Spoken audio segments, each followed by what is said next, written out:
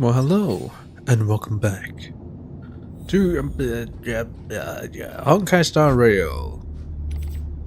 Alright, what I'm gonna do is do the Crimson Calyx. Yes. I believe I have enough to max out Blade, but I ran out of money. So, another one we could do is maybe Abundance. Natasha's light cone is yet to be maxed, and I need a tiny bit more. So I could do one Abundance. And on our way to doing that one Abundance, we'd also check out some side quests here. So that's brilliant, right? Yeah, there's that, and then there's that thing over there. Let's just get the Trailblaze power going.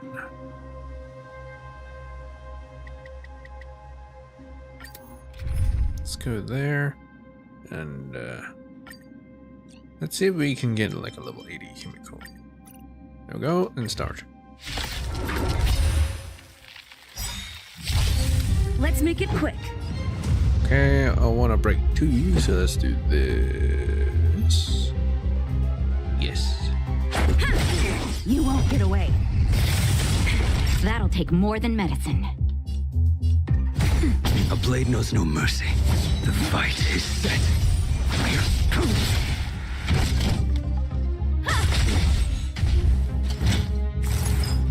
It'll take more than that.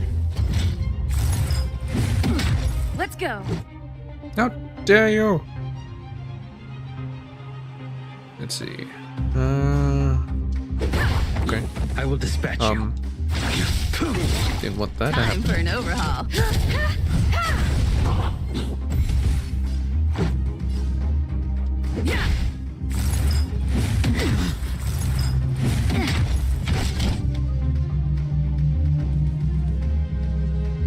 Yeah, sure, I'll break this and then she'll break.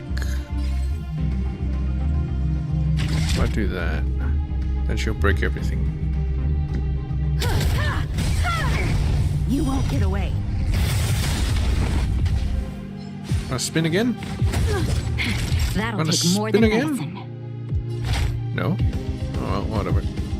That's better. Much obliged.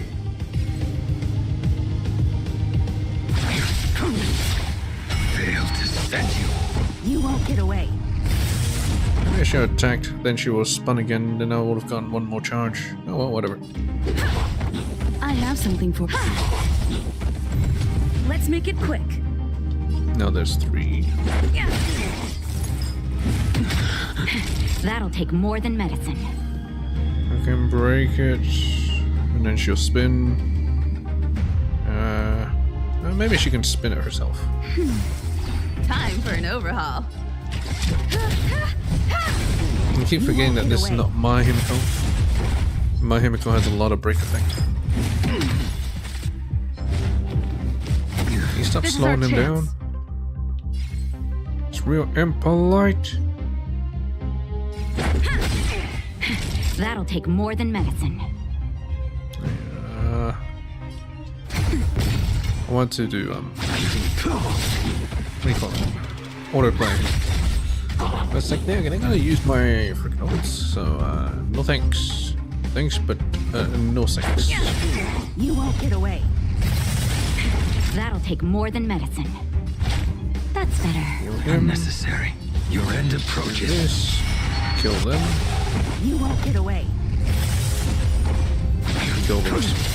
I have something for you.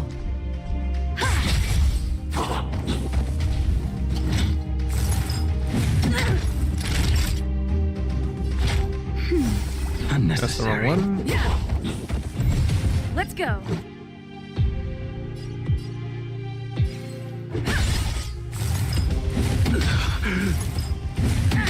Naughty child. That's better. Much better.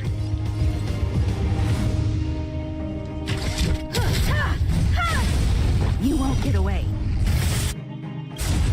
guess you still... Humanity never conceals its desire to control the heavens, and I'm no exception. You impede me.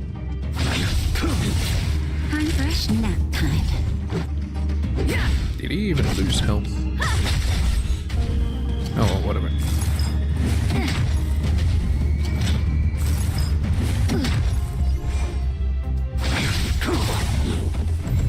Let's make it quick. You won't get away.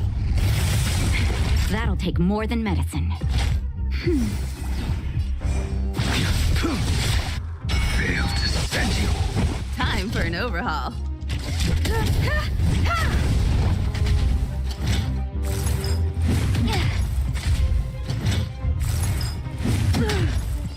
Stop attacking my Natasha and my characters. I have something Period. for you. Alright, that's enough. Get out of here. Alright, you're from Natasha's Let Go. I can't even upgrade the Let Go. I just need one.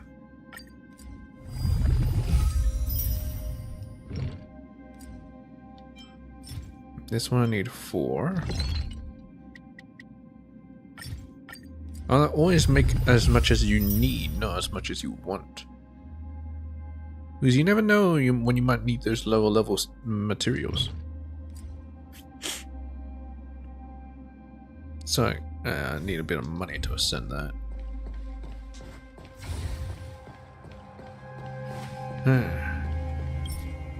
Could use fire, could use wind. Okay, wind. Let's do this. Let me see what's on this telephone. You won't get away.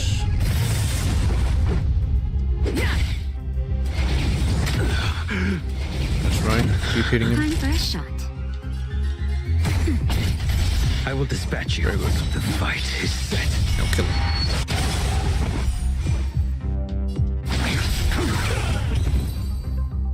So on his second hit, he actually This heals. sword needs sharpening.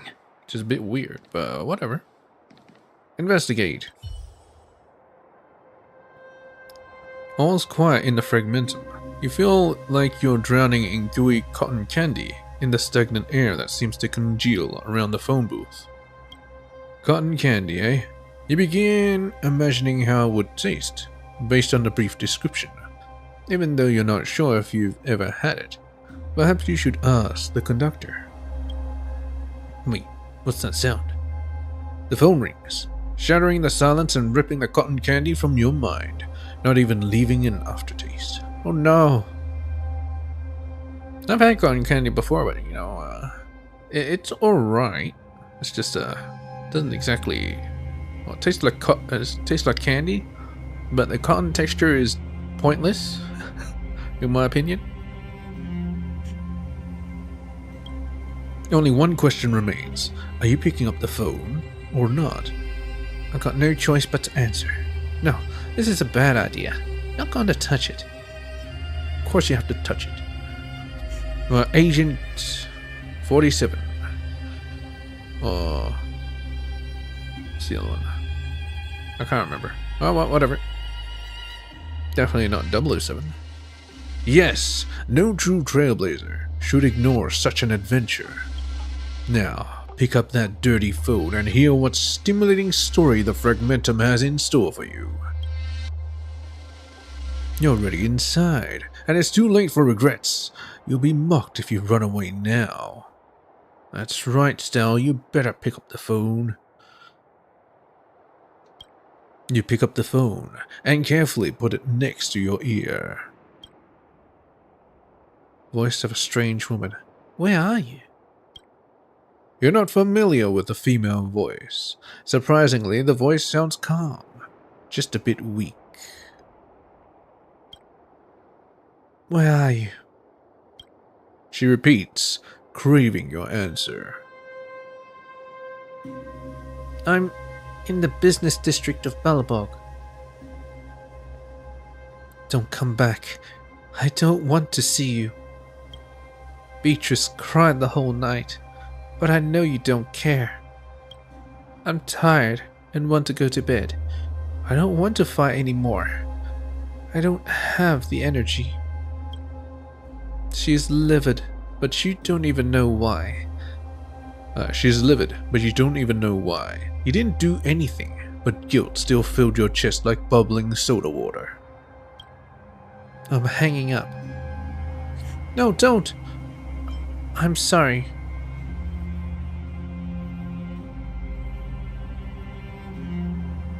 Yeah, don't! All these years, you never once blamed yourself. All you do is sell. You give up anything for the business. If you think we can still reconcile, you're out of your mind. You finally realize the woman is not interested in a conversation so much as venting her frustrations. Just be quiet and listen. Maybe she's a spirit with something to say. I'm leaving and taking Beatrice with me. Her too? I don't know, and won't tell you.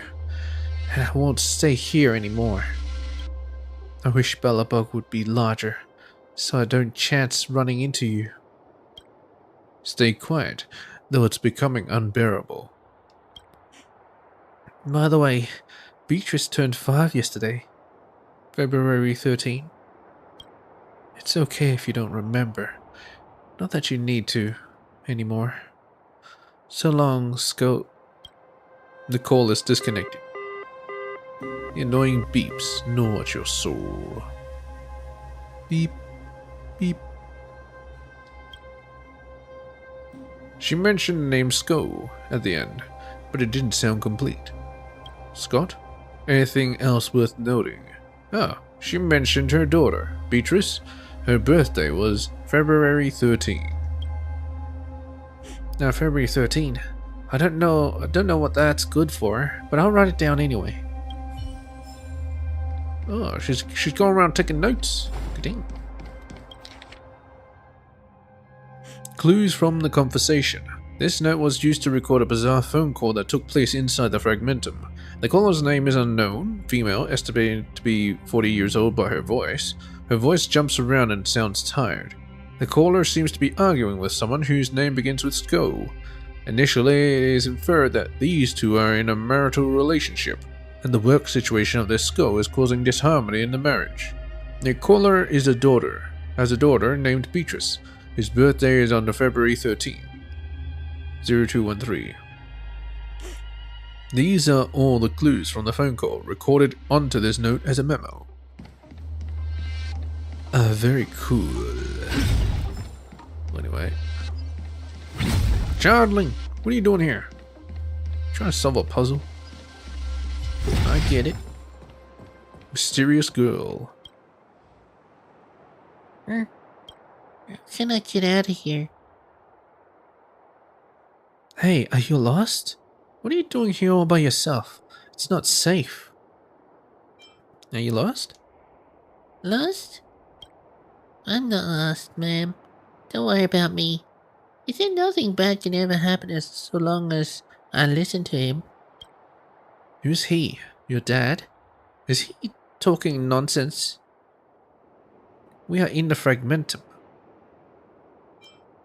Yeah, is he your dad? Dad? No, nope.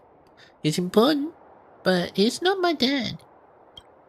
Oh, he also mentioned that it's polite to always introduce yourself. So my name is Cyril. And it's nice and honor, to meet you. Cascade, come with me. I have to get you out of here, Cyril. Ma'am, don't you want to tell me your name? That's okay. Don't worry. He said gotta be polite to everyone at all times. I can't go with you, ma'am. I have to find a way to get out. What are you saying? I don't understand. I can't just leave a little kid like you here all alone. I don't get it. I'm sorry. I'm not like my sister. My sister is smart and can explain everything to you. I have to find a way out, to get out. How on earth did I go wrong? This little girl named Cyril seems to be fixated on that spot the whole time. Could it be that her idea of getting out is connected to these boxes? I'll help you sort out these boxes. For real? That'd be great. But I shouldn't bother others with my own business.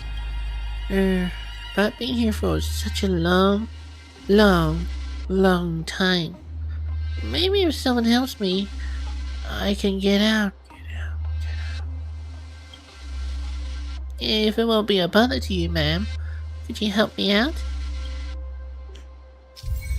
She's a lost spirit. Saved a little girl by pushing boxes away to unlock her exit. Fool's box. Alright. Push. There we go. Rescue? What? Okay. Challenge completed. Ma'am, you're amazing. Been here for so long, but never could figure out how to solve this. But why? Why can't I get out still? I don't get it. Where are you trying to go? You just have to follow me. Yep. No, I can't leave this place. If only either he or my sister were here, I'd be able to explain everything to you. This girl is not making any sense at all. Perhaps she's been somehow traumatized? Don't be too tough on this child. Be patient and go along with what she's saying for now. Can you tell me his name? He's a really important person to me. People only like my sister. That's no surprise since my sister is smart and pretty. All this time, he's the only one who is willing to play with me. He thinks I'm very special. Your sister? Why isn't she with you?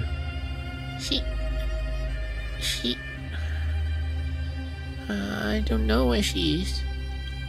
She's always so busy, and there's always so many people around her. People that I don't know. She's so caring and kind, but when she gets busy, she doesn't have time for me.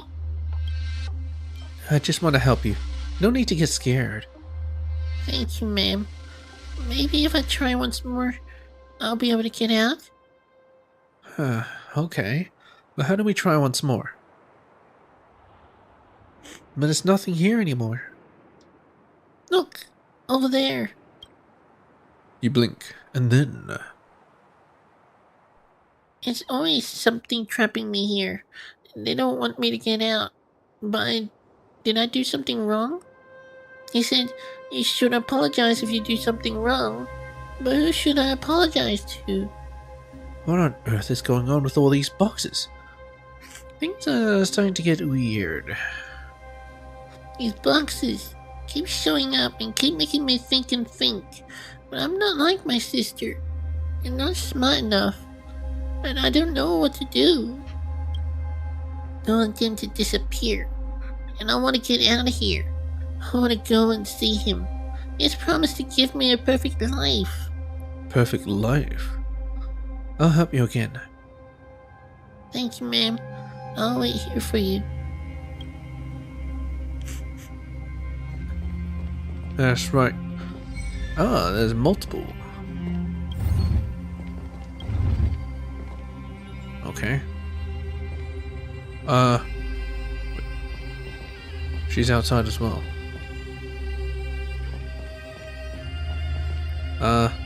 You know, whatever. Let's not question it.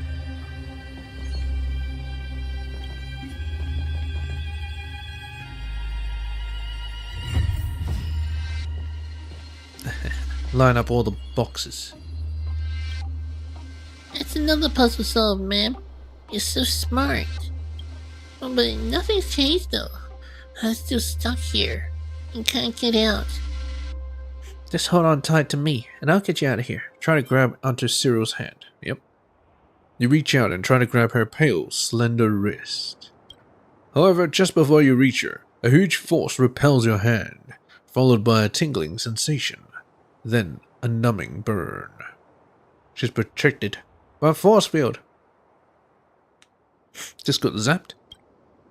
A force is preventing you from taking Cyril away. Based on this feedback, you understand it is trying to tell you to stop trying or face more pain. What's going on? How are you this powerful? Huh? What are you talking about? They can't help me either. Even if you found a way to solve the puzzle. That's okay, ma'am. Don't be sad. It's not your fault. I'll wait for him to come back. He always knows how to fix things. I'm going to find help. You wait here. Let me try again. Don't worry, ma'am. I don't want to hurt a kind person like you again. I'll keep on working hard and trying to get out on my own. He said only hard-working kids deserve praise. Bye-bye, ma'am. Hope you have fun on the shopping street. That girl and those armory boxes that kept showing up. What the heck is going on here? Maybe it's some kind of reality distortion in the fragment. That kid is flesh and blood and got some kind of hallucination. Gotta find someone to help. Someone who understands this weird stuff. And I can only think of him. Sampo. Yes. Matt, you still here? All good. Don't worry about me. I'll work hard and try and get on my own. Yep. I'll just click my treasure. Looks good. Kindly. Looks good. Looks very good. Oh yes. I'm gonna do this. Clara. Big sister, do you want to visit Pascal? It's been a while since the incident with Pascal. Sure, I'll be there right away. I'm busy. Maybe next time? You got into trouble again?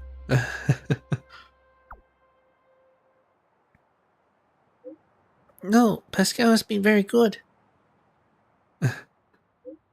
Anyway, big sister, if you're coming to see us, remember to be at the River Town's tempering workshop. No one is answering. Oh yeah, I gotta do the daily mission too. I keep forgetting. This one, maybe I wait till next stream to do it. All about Tamila. Speak with Celine in front of the Golden Theater. Celine, the voice actress, seems to be distressed about something. Speak with her and see if there's anything you can help her with. Especially since it's money. I'll be there. It's getting late. I'll be there. Where to now? Alright, there's some stuff here. I'm just going to collect these. Leisha and Mrs. Trude, program page 2. I'm not going to read it right now. I'll read it once I get into the parlor and stuff. Yeah, Celine's still getting bullied. He said that my strings stirred his heart, and to that tune his flute played all through the night. I can feel something deep in the harmony. I know I'm still young, but I'm sure he's the one. La la la. Huh? You hear this for my singing again? That won't do. You need to enjoy the performance in the theater. Or are you here for something else? Celine's recent troubles. I'm happy with my lot at the moment. Dubbing voices for Tamila and being her shadow. What's wrong with that? But yeah, I can't help thinking sometimes how wonderful it must be to stand in that spotlight like Tamila. How wonderful it must feel.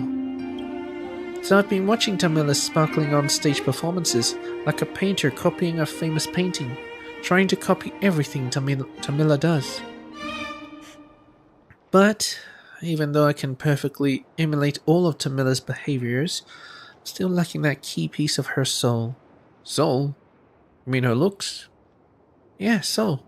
My mimicry is already pretty much perfect, but the presence and gravitas contained in all those micro-expressions is something I haven't been able to master. I know that anyone can just copy her body as long as you practice hard enough, but I'll need to copy her soul if I want to truly become Tamila. We have to become Tamila. Can you help me? Stealing souls is black magic and forbidden. How can I help you? Then I'll do my best. Yeah, it's black magic. Oh dear, no, I'm not a witch. Why would you say it like that? What would like you to visit the store where Tamila often goes and ask the staff in secret what Tamila likes and hobbies beyond the limelight. Perhaps if I can learn what those are, then I can understand a bit more about Tamila's soul. With that, I'll be able to be like Tamila and shine brightly on stage. Can you just go yourself? I'm just studying to be her like her because she's my idol. It'd be super awkward if any of the staff catches me. Why don't I just directly ask her? Just ask her directly. No, don't. She's a smart lady. If you ask her so suddenly and directly, she'll definitely know what I'm up to. My passion is a fire that has to burn in secret. Where should I go for you? Go to the florist first. I heard Tamila buys a few bouquets of flowers every week for her room. How elegant. The florist definitely knows the kinds of flowers she likes. Please, find out for me. Alright. Hey, Tamila.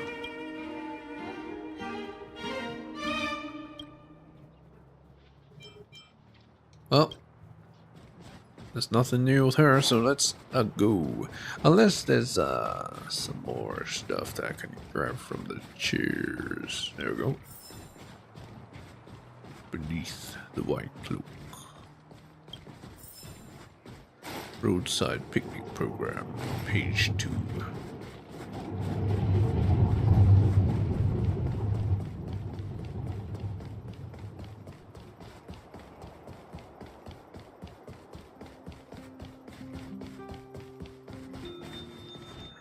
You got more books? Sorry, I was just going on my reading. I didn't notice you. Do you have some books? Yes.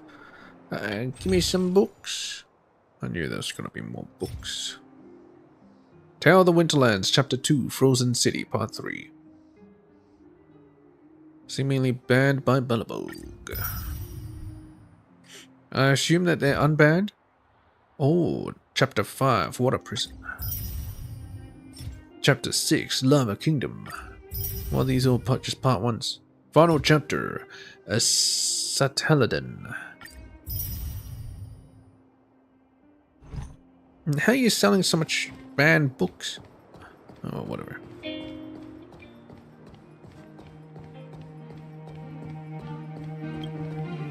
I forget that you can't actually go up the stairs. I can't decide. Hello, I'm here about Tamila's flowers. Nice to see you again. Best at your service. If you need some help picking the right flowers, feel free to let me know. About Tamila. You mean the musical actress? She always buys the same flowers every time. Let me see. Rainbows. Every time Tamila comes, she buys rainbow flowers. Aren't those the cheapest? Tamila and I had a bit of a communication mismatch.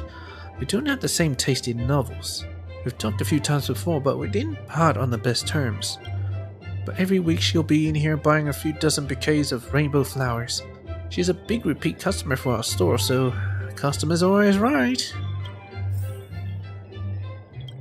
Oh, what novel? Dang it. It's probably Tales of the Winterland.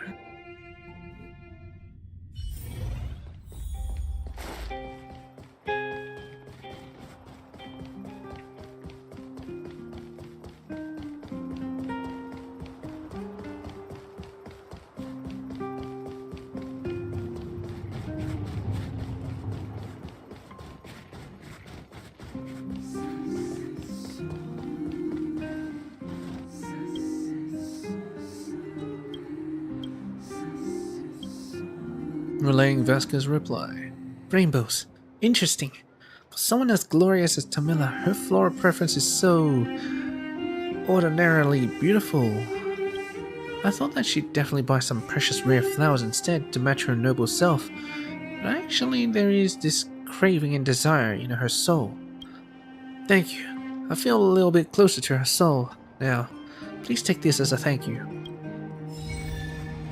Yes, I'm gonna need every little bit of that. Okay, what's next? What is next? Oh, nothing is next. I have completed it. Overkill. Oh, whatever. Well,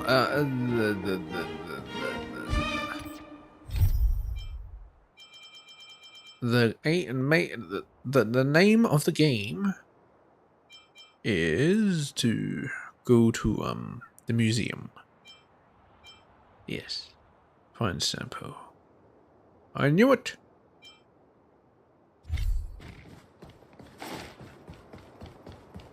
But yeah, we're doing a tour of the museum today. Let's check these chairs, these benches. They usually have something good on them. Well, I mean like a book or whatever. Maybe she has a book. Nika, you got a book? Are you ready to sign the petition? No. Of course, take your time. How about that newspaper seller? You got a newspaper? News, we got the news, don't miss it. Yes, please. No. Okay.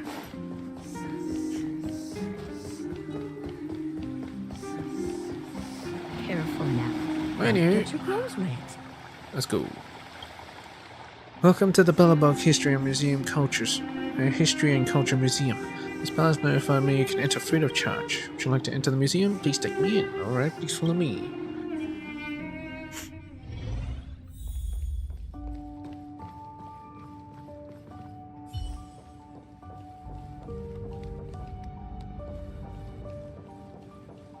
Hello, Eris. Welcome to the Bellabog. Is there anything I can help you with? It's not museum management. I don't really need that. I have some questions. I already asked all these before. Well done. Welcome to the Bellabog History and Culture Museum. Is there anything at all here like we can help you with? No. Alright, let's start the tour in the main hall. Yes.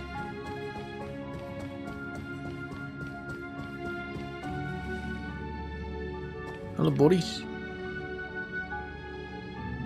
Hey, why'd you come back to the restoration? Are you looking to have a chat with me? I'm heading off then. Take care. Enjoy your exhibition. Oh, whatever. Let's start from here. Let's start from the rock. Oh, I could do this. Rock. Alright, investigate. Let's do this. Meteor shards from outer space. It landed on this land alongside the Antimatter Legion 700 years ago. I wonder if this is part of their vessel. The Eternal Freeze chased the intruders away, but could not wipe away the traces they left behind. This piece of star shard is one of many left behind.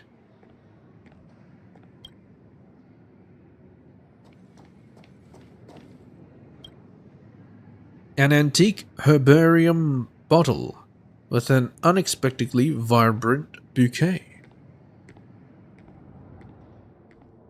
Is that a... Is it actually inside the bottle? Or is... Oh, there is a bottle. In this angle, there's no bottle. You surmise the bouquet was newly placed inside. The only antique is the bottle. You think? One of 1,000 lamps. A primitive table lamp. It is an important symbol of application of Geomeros energy to everyday life. You must have noticed, in Bellabog, everything from energy hubs to household electrical appliances uses the same circuit system. I haven't seen the insides of them. What are you doing here, Ammo? Some trash has a chance to be displayed behind a cabinet glass, but some others can only be buried beneath the sunless depths of a trash can. And which type of trash am I? Fucking go write your damn book!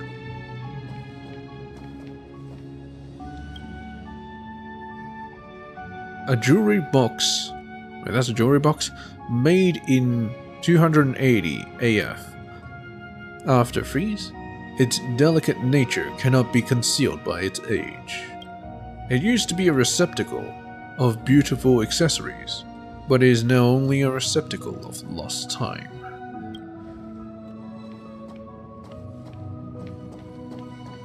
It's not a display.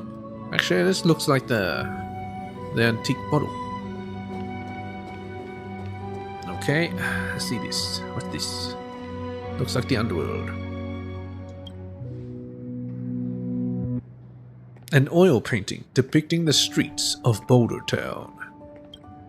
The dim, empty street on the piece lacks the unique hospitality of the underworld settlements. Yeah, how brief. Serval's workshop. The work of a work of photography that captures the never-winter warmth of the workshop. You've already seen it so many times. To you, returning to the workshop is as simple as going to the Fragmentum.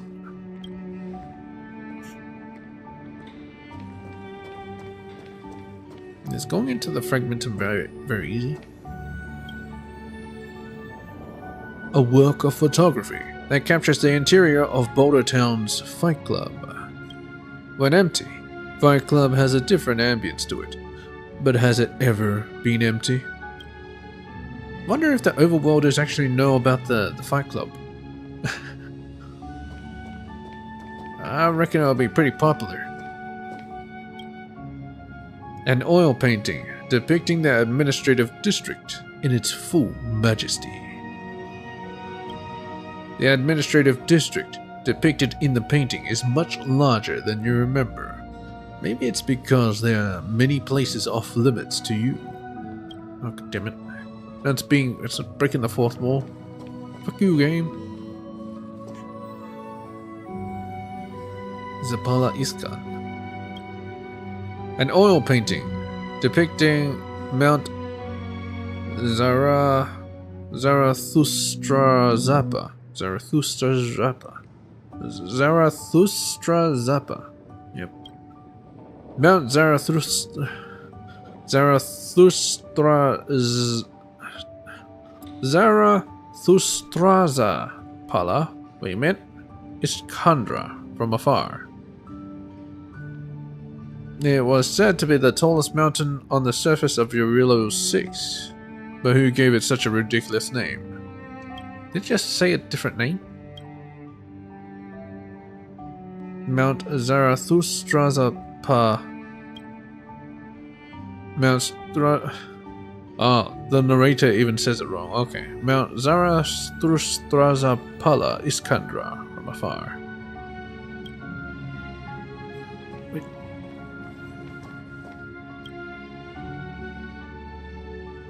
Ray of Dawn by Rabini. A paragon of the nomadism movement, depicts the Bellabog basking in the morning sun. You can only see snow from the snow curtain, but the artist saw a ray of hope beyond it. This must be why they managed to become an artist.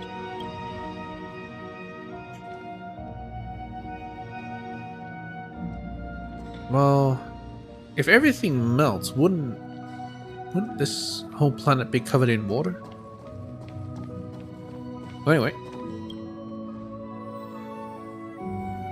Can't Tell What This Is by Rabini, a paragon of the nomadism movement, enlivened the shimmering golden theater with the blue sky as the background.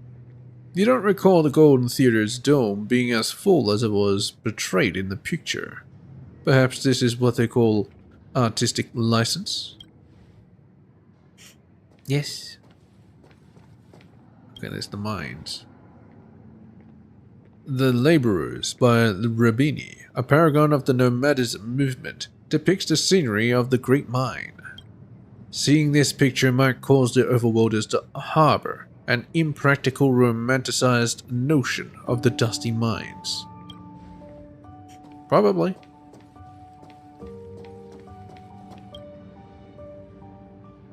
scale model of the most common form of public transport in Balbog. They can be seen all over the streets making ding-dong sounds as they pass by. Balabogians still love this traditional and trustworthy form of transportation, even though its trustworthiness can waver during rush hours, because they're so damn slow.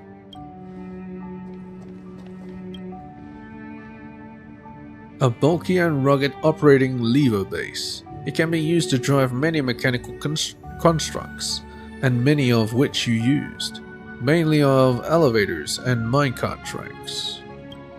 You wonder if the Balabogian engineers have given up on thinking.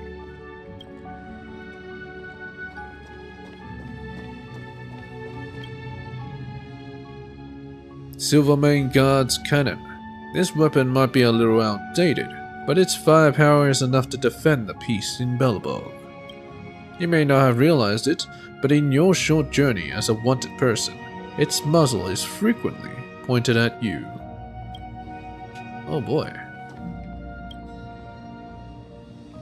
A piece of geomarrow ore looks to be very high in quality. This mineral is the source that fuels the entire Balabog's operation, as well as the crystallization of blood, sweat, and tears of thousands of workers, including you.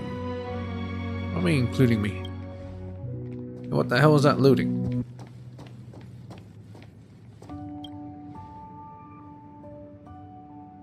A complicated machinery component. The intermeshing system of gears transmits power to sustain the city's functions.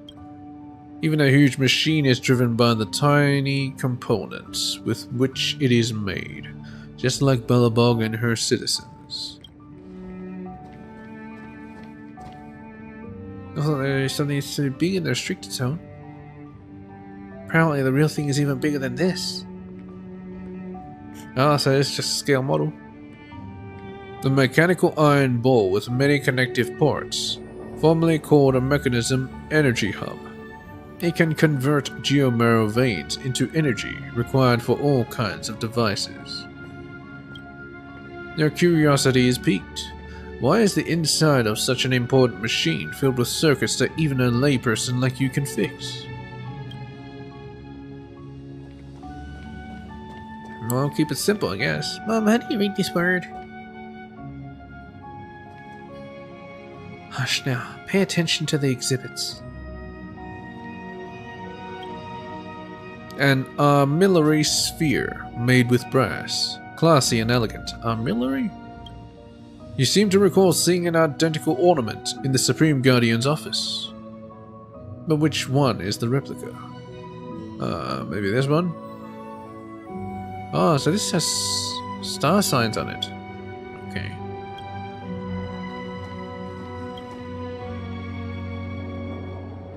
An operational terminal cabinet of an automaton. It is directly connected to the complex systems of the automated soldiers. Automatons are all automated, so not many people know how to operate and maintain this thing.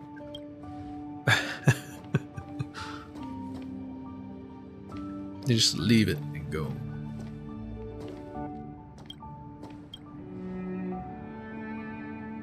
A work of photography that captures the grandiose hall of Goethe Hotel. Opulent, warm and cozy is the first impression people have of this piece.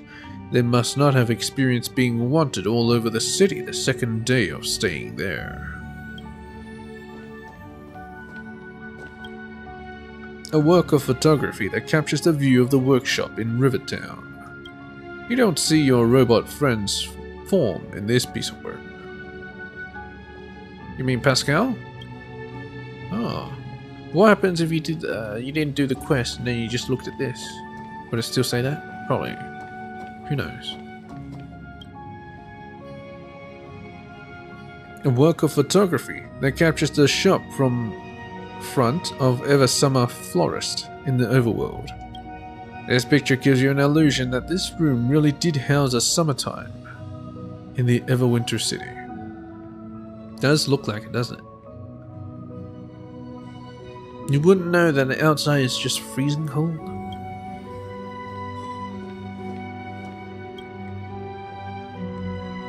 A work of photography that captures a corner of the ancient ruins built by the architects.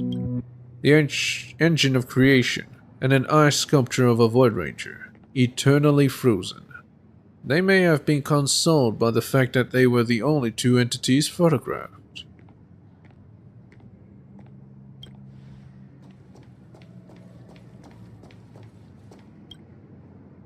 A work of photography that captures the Supreme Guardian's office in Klepoth Fort. You don't see the busy figure of the lady in this picture. She must be toiling herself in this place right now to lead the city into a better future. Well, she's just down the hall. Cunning child. Where'd everyone go? Drats. You sure you met this little kitty who has craftiness written? You're sure you've met this little kid who has craftiness written all over her face, but you're not sure if she realizes that you're now a volunteer tour guide at the museum. A work of photography that captures the entrance view of Boulder Town's Fight Club. You wonder how many Shield 1 has to pay to the bouncer to evacuate the audience and photograph the empty Fight Club.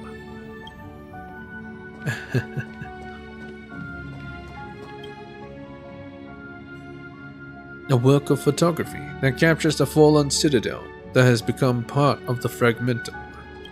This piece of work is chilling, exactly what the dreary, strange space evokes.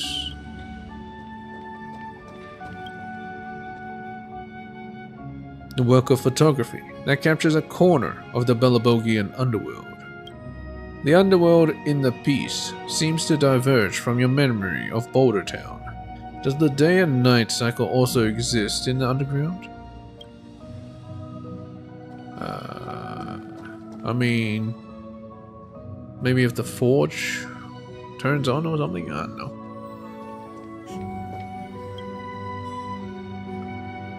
It used to be a mundane handicraft project, but is now one of the more important pieces in the museum. Maybe in those years, it was only a piece of junk, but with time, even junk can become treasure. Okay. An antique oil lamp from the old world. Before interplanetary knowledge descended onto Eurillo 6, it was the most common tool for lighting. In the past, people depended on them to shed light in the darkness. Later on, technology of an extraterrestrial nature helped to chase away the long nights, but it also cost them a lot. Technology of an extraterrestrial nature helped to chase away the long nights, but it also cost them a lot.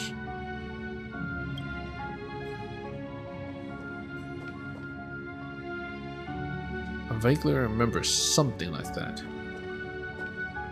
but I don't know where in my mind it is, so I'll get back to that.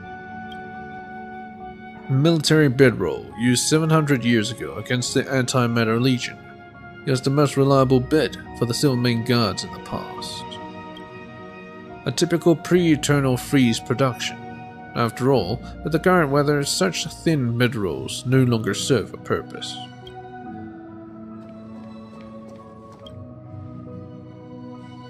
A worn leather case from 400 years ago. It contained other artifacts when it was unearthed. You don't see anything inside the leather case. The curator probably placed it in other display cases to bolster their number of collections. Yeah. They don't have a shortage of display cases, that's for sure. An antique radio. One of the relics that survived the Antimatter Legion's invasion 700 years ago. In those dark times, it was this tiny machine that tied each and every heart of the city together. Do they still have radios? I've never seen them have radios. Oh, anyway. You move on to the industrial area.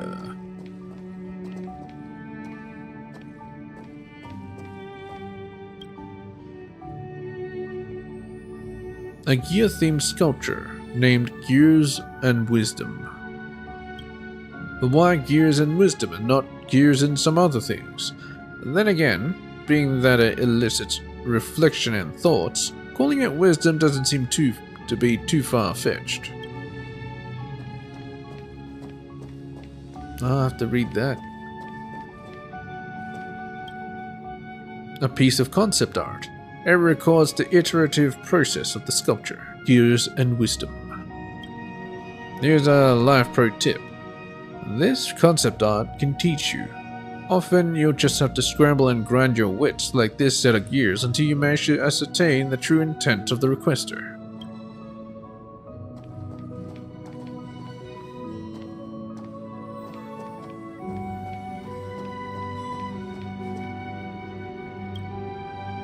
An advertisement illustration of a John Peake's Choice and a brand sewing machine, but this is a replica. John Peake's Choice brand sewing machines are an important symbol of the shift towards a light industry in Belobog, which is why this is posted here.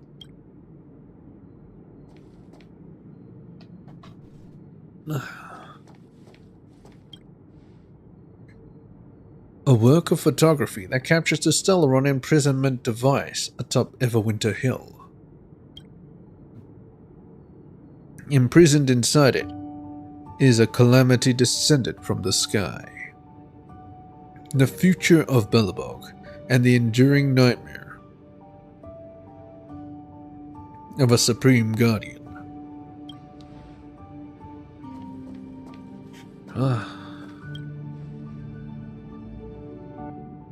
A work of photography that captures a Belabogian cable car. With your effort, the cable car restarted its service after a decade of collecting dust. It travels between the overworld and underworld ceaselessly, and its rundown cable reconnecting the long segregated people of Belobog.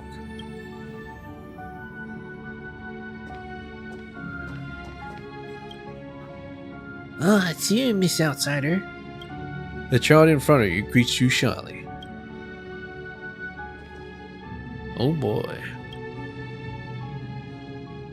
A work of photography. I didn't even notice that huge bridge on top. That captures the Silvermane Guard restricted zone on the edge of Belobog. The citizenry may not have known, but intricate road networks and mechanical obstacles are placed all over the premises. Do Silvermane Guards not get lost? Apparently not. A series of posters from the underworld. They look old. Does this museum not have any other more suitable exhibits? What a huge heater!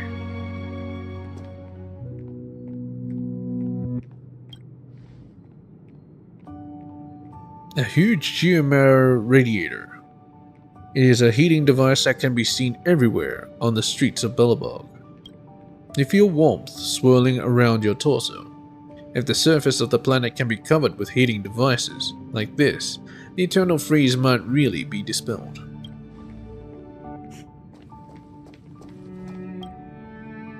A series of posters from the underworld. They look old. All they appear here.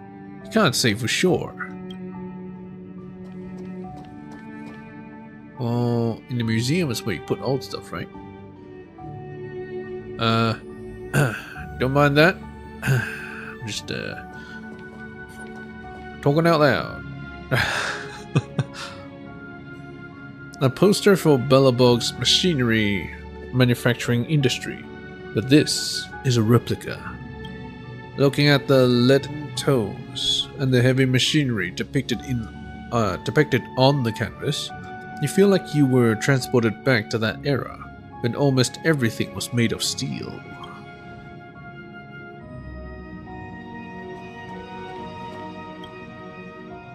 A work of photography that captures the Everwinter monument erected on the Belobog Plaza. A certain intelligence officer has introduced the monument's design concept. If it doesn't matter if you forget, because even if no one introduces it, a good piece of art can convey the value it contains by its own virtue. Yes.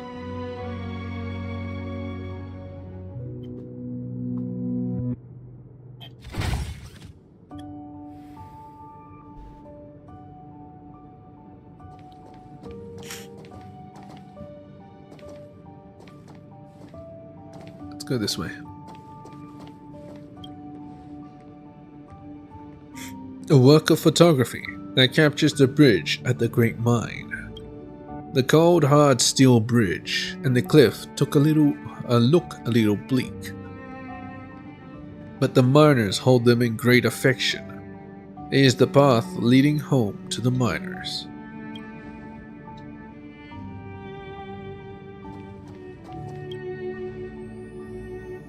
A civilian projector, cruder than the one on loan from the Golden Theater. Looks like a prop in a film, but it really is to show movies. Oh boy. A work of photography that captures the energy hub of the Silvermane Guard restricted zone. You remember using much effort to get close to the giant steel ball.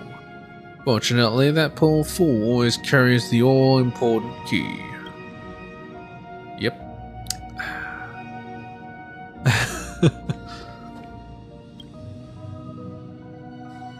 A simple sewing machine. Well, that's a sewing machine? In Bellabog, you can always buy clothing that fits you anywhere, but not even the most extravagant clothing is comparable to a piece woven with the sewing machine specifically for you. Yes. Cars we're going later. We'll go here first. Okay. A classic desk clock, made in the underworld. People use it to calculate time in the lightless underground. The clock is especially meaningful to miners. After all, geomarrow will not be running out anytime soon, but precious rest time can never be replaced. That's true. Always look at the clock. A display screen mounted on a bulky cabinet. In your dreams, a man with deep blue hair was murmuring at the screen. It couldn't even light up, dear gods. Oh, did I actually see that in my dream? An exquisite projector, on generous loan from the Golden Theater. In the past 700 years, this projector had never shown any films, due to the lack of copying and filming basics. The film industry only exists in name. Oh, they don't actually have any films? A set of old metal cabinets. These are terminal equipment for mining machinery. In Bellabog, simple mining machinery usually comes with complicated terminal equipment. However, their existence is not there to simply simplify operations, but to provide a space for mechanics to show off their skills. Okay. A work of photography that captures the scenery of the Furnace Core Research Station. Ah, it's the Furnace Core Research Station. The research station of yesteryear has become Svarog and the girls' home. But why are they always outside and never go inside? I don't know, maybe because the inside doesn't work? Is that another sewing machine? An elaborate sewing machine. For a freezing world, textiles that bring warmth have an inherent meaning of preservation. That's true. Clothes are indeed preservation. So if you're a tailor, preservation. A work of photography that captures the geomarrow veins in the Great Mine. The massive mineral vein is like an underground sun buried in stone. It illuminated the mines, the streets in both the overworld and the underworld, and the entirety of Bellabog. Do these geomarrow actually have any negative effects? A display screen of a certain model that has been discontinued. An antique. Although it is an antique, it is not technologically backward compared to today's products. The Everwinter City consumers seem to be very tolerant of unoriginal manufacturers.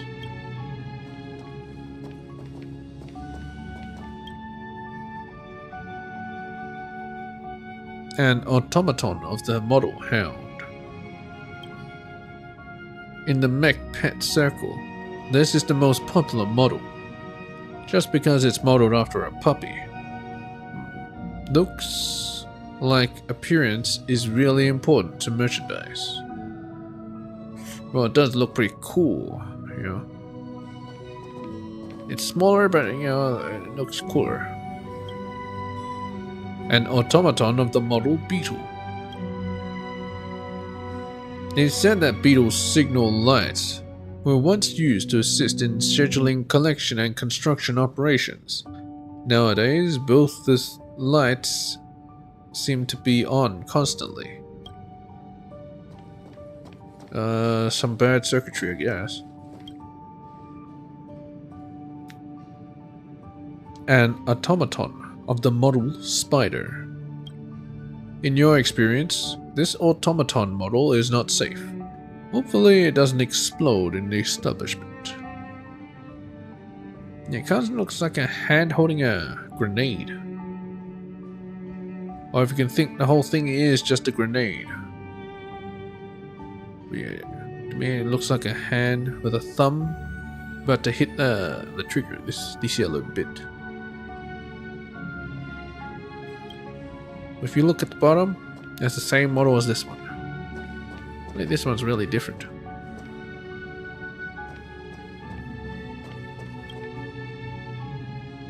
Actual cars. A lantern model automobile. It is mostly used as a rented ride vehicle. However, a vast majority of Belbog citizens choose to commute by tram. Taxicab's high price would stop most people in their tracks. In their tracks, good dang it.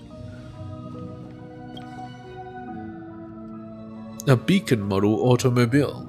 It is a limited edition automobile manufactured by Rata Motors. Rumor has it that this car is part of Supreme Guardian Alina's personal collection, but a certain rich person treats it like it's worthless. Hopefully that means Belobog's economic growth has been booming for the past 700 years. Yeah. No. A bronze wall model automobile that can be seen all over the city is manufactured by Rata Motors. This model has been famous for its high build quality and affordable price. Rata Motors' sales always tops the chart. So much so that they have only released this one civilian model so far.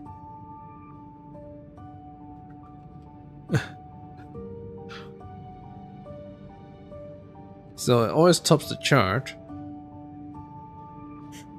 And this is their most famous and best model because it's their only model.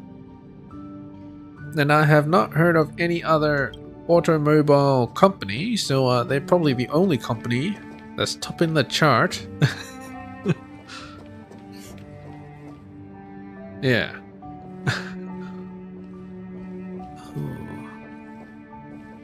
This looks like more of the hotel.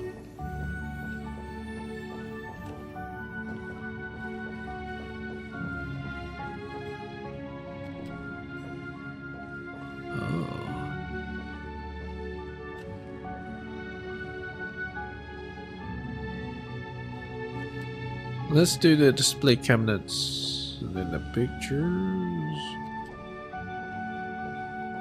Yeah. Let's investigate. This is a projector. With it, the museum can project and display preset presentation content to help audience understand the history and culture of Belobog better. You can select and play the content you are interested in. Which topic would you like to select? Topic 1. Calamity and Stellaron. With a crisp click, the content regarding Stellaron appears on the wall of the museum. A velvety female narration accompanies the presentation. 700 years ago, monsters from the sky, Stellaron descended from outer space, headed Alisaran's prayers, and summoned the Eternal Freeze to repel our invaders. However, the power of the Stellaron was a blessing but also a curse when you're trying to quell the Eternal Oasis. Countless Supreme Guardians and researchers devoted their lives to understand how the extraterrestrial object works. They worked ceaselessly until the stellar one was finally confined. The Seeker's persistence finally paid off as we embrace the bright future of a blizzardless world. The narration ends. I'd like it if it was actually voiced. Topic 2. The Protector of All. The Chris Click, the content requiring project of all museum of obviously female voice. Yep. Since Belobog's foundation, each Supreme Guardian received the blessing of the Amber Lord, leading the citizens to move ahead under their protection. The 18th Supreme Guardian, Madame Cacolia, did battle alongside allies from sacrificing herself to eradicate the blizzard that ravaged the planet for nearly 1,000 years. They are undeniably the iron walls of Belobog. However, whilst the Silvermane guards battled for our safety, the citizens of Belobog never knew their own struggles under the tall wall beneath the stone disc. Belogoons held on tightly to hope the darkness that welcomed a future of freedom. My God. Topic 3. Gaze upon the stars. With a crisp click, gaze upon the stars.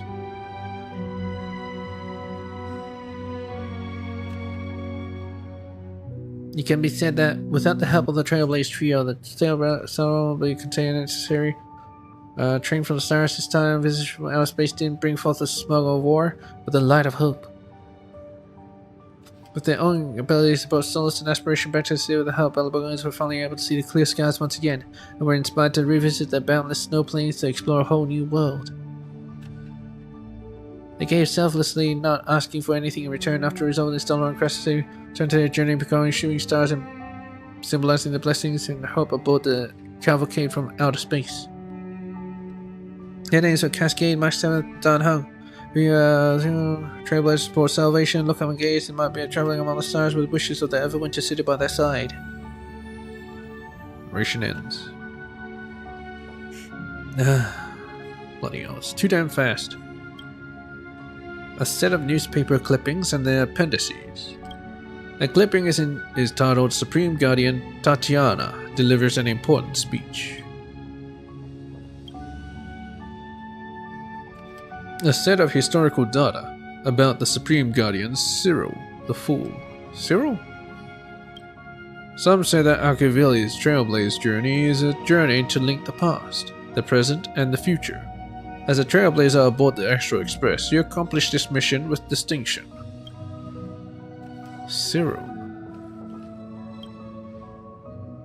Hey, isn't this Cascade the Outsider? Welcome to the Belobog History and Culture Museum. Feel free to walk around. If you need any help, let me know. So try not to trigger the alarm this time.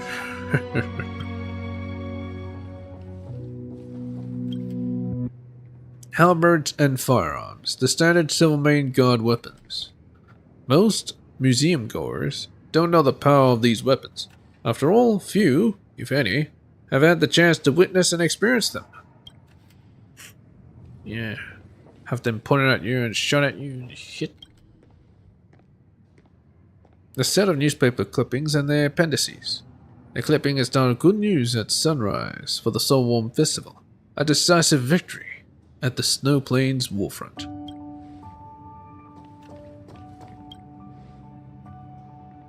A set of newspaper clippings and their appendices.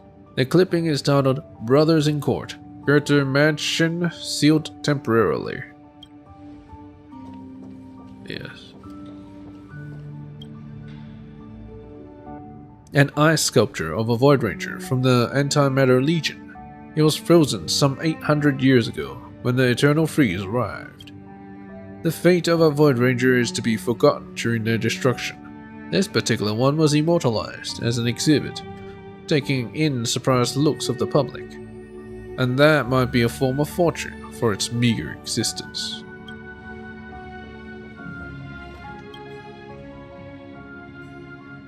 An ice sculpture of a Void Ranger from the Antimatter Legion. It was frozen some 800 years ago when the Eternal Freeze arrived. The museum interior is warm, so you were a little worried whether the Void Rangers have started to melt. But this is only a model? Oh, well, it's nothing. You look how tiny they are. An eye sculpture of a Void Ranger from the Anti-Matter Legion. It was frozen some 800 years ago when the Eternal Freeze arrived. This is a clever one, as it struck a cool pose before it was frozen solid. It didn't preserve its life, but it did preserve its honor.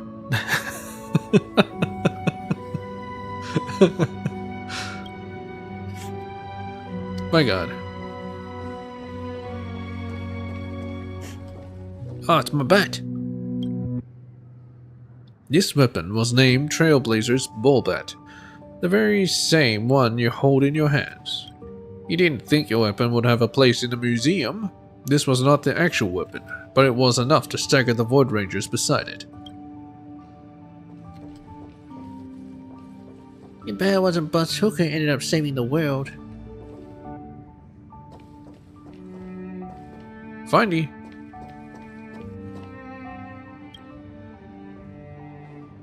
A scale miniature of the Stellaron imprisonment device. It housed the reason the planet was plunged into calamity. Don't worry, it's just a model. It shouldn't cause you to have any auditory hallucinations. Probably.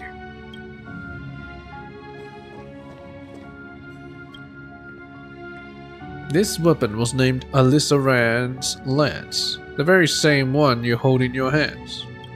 Does this mean that the little girl talking to you in that strange space was the first Supreme Guardian herself? I don't know, does it? Find her! Beep beep beep.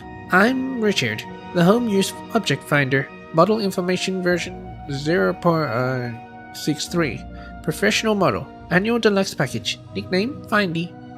Beep beep beep. Do not lock me back in that display case. Must return to Interastral Peace Appliances.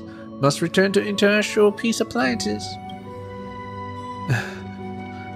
Oh yeah, I forgot that I had her as a...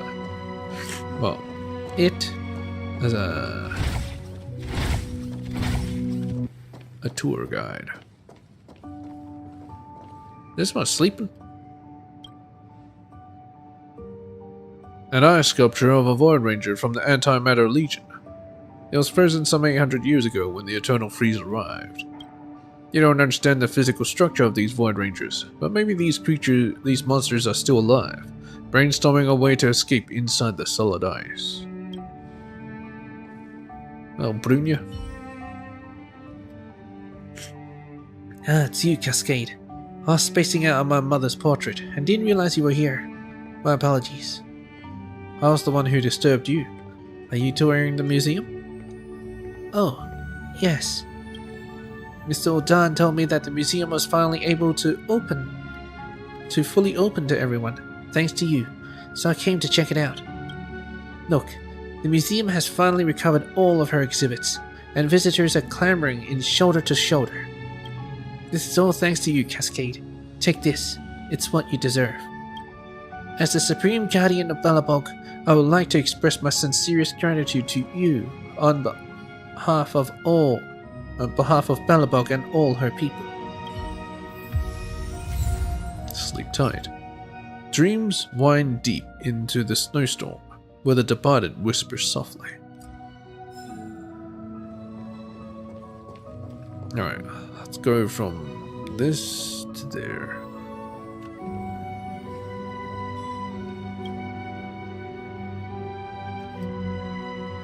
A portrait of Alyssa Rand, the first Supreme Guardian. The exhibition label reads: when the rumors of the Doomsday spread, the Supreme Guardian Alyssa Rand and her loyal architects called upon everyone to build a great wall, which has since become the last bastion against the wind and snow, Belobog. In the face of the invasion of the enemy from beyond the sky, Alyssa held her flaming spear and led the people of Belobog to defend the city, until the god of spring and war, Yarillo, descended upon our ranks. Her tenacity and valor summoned the turbulent Eternal Freeze to disperse the enemy invaders and completely ended the tragic war that lasted more than 30 years. Miraculously, peace sprouted once again from the land ravaged by war. At the end of her life, the Supreme Guardian decided to go to the Fragmentum and meet her own end. In order to announce to the people that Belobog would never be choked by the throats, by personal will. Our first Supreme Guardian has since fallen. At the same time, Belobog officially took its first step into the age of wind, snow, and kindling. She who evokes miracles, Alyssa Rand.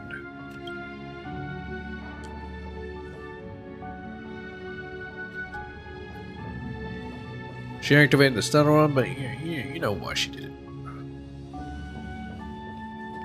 They would have lost the war otherwise.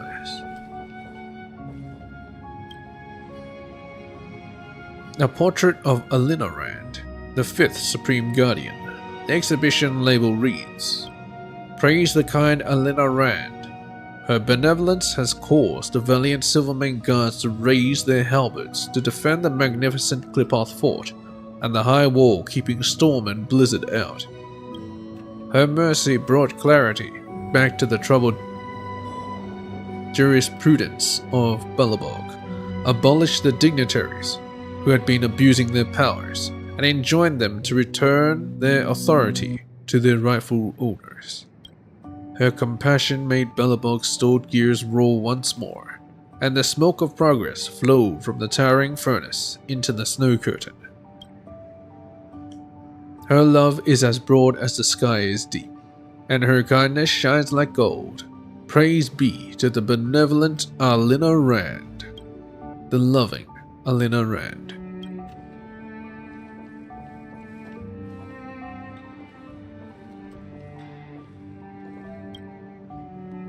A portrait of Svetlana Rand, the second Supreme Guardian. The exhibition label reads, "Wasn't she in order?" Alyssa Rand's adopted daughter, the leader of the Greener Architects, the commander of the Silvermane Guards, and Belobog's protector and rebuilder.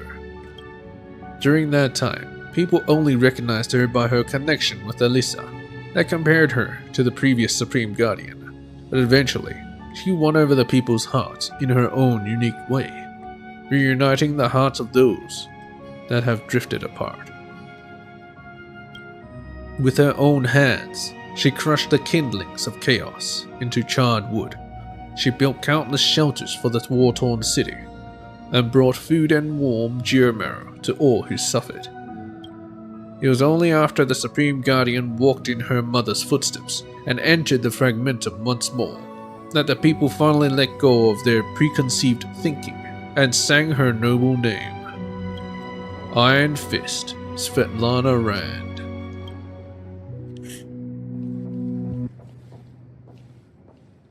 We saw her in a flashback. A portrait of Alexandra Rand, the third Supreme Guardian.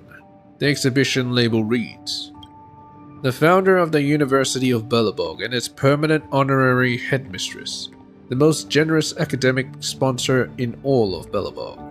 She compiled confusing languages and metrics, measured them against the same standards, and broke the barriers that separate people's minds. She is the torchbearer of the Belobog underworld, a peerless pioneer. She was the reason every valorous soul in Belobog devote themselves to the great cause of the Geomarrow Development Group, and the reason our Everwinter City found expansion on the rocky underground. She is the record keeper of Belobog's history, the compiler of Belobog's chronicles. She has found her footing in Belobog among the tsunami of time and sketched the direction in which the Everwinter City was headed.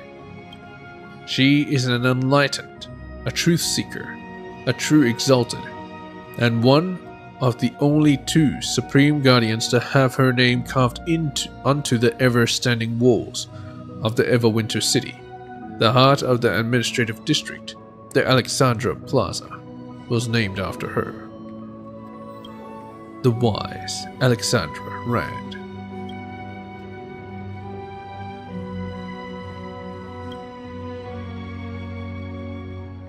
A portrait of Cyril Rand, the 8th Supreme Guardian. The exhibition label reads, "Her life was a tragedy full of mediocrity, arduity, ups and downs. Her administration caused every anguish known to humanity to the Belabogian citizenry. In her youth, Cyril was unexceptional. However, due to a series of opportune events, she became a candidate to become the Supreme Guardian.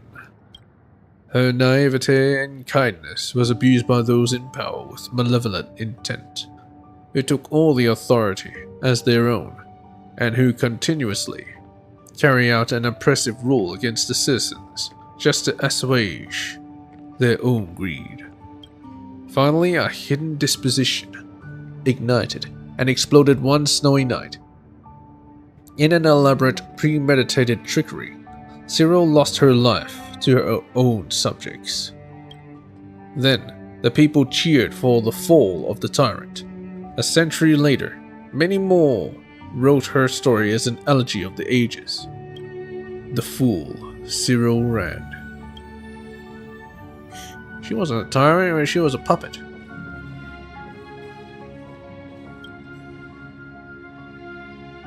A portrait of Kokolia, the 18th Supreme Guardian, and her daughter, Bronya. The exhibition label reads, "The Supreme Guardian Kokolia spent her childhood in the distant underworld. As a child, she was already full of love and curiosity toward the world. Her favorite flower was first snow, a bloom as spotless and pure as her character.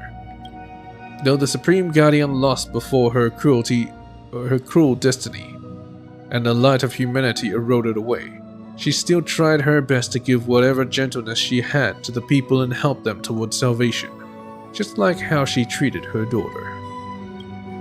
In the final moments of her life, the Supreme Guardian chose to resist the undefinable power from beyond the clouds with her singular form. She sacrificed herself for the Everwinter City and finally ended the snowstorm that howled for 7 centuries. Kokolia Rand, the Martyr." Hey, I had the title after the name. Take this, Cascade, it's what you deserve.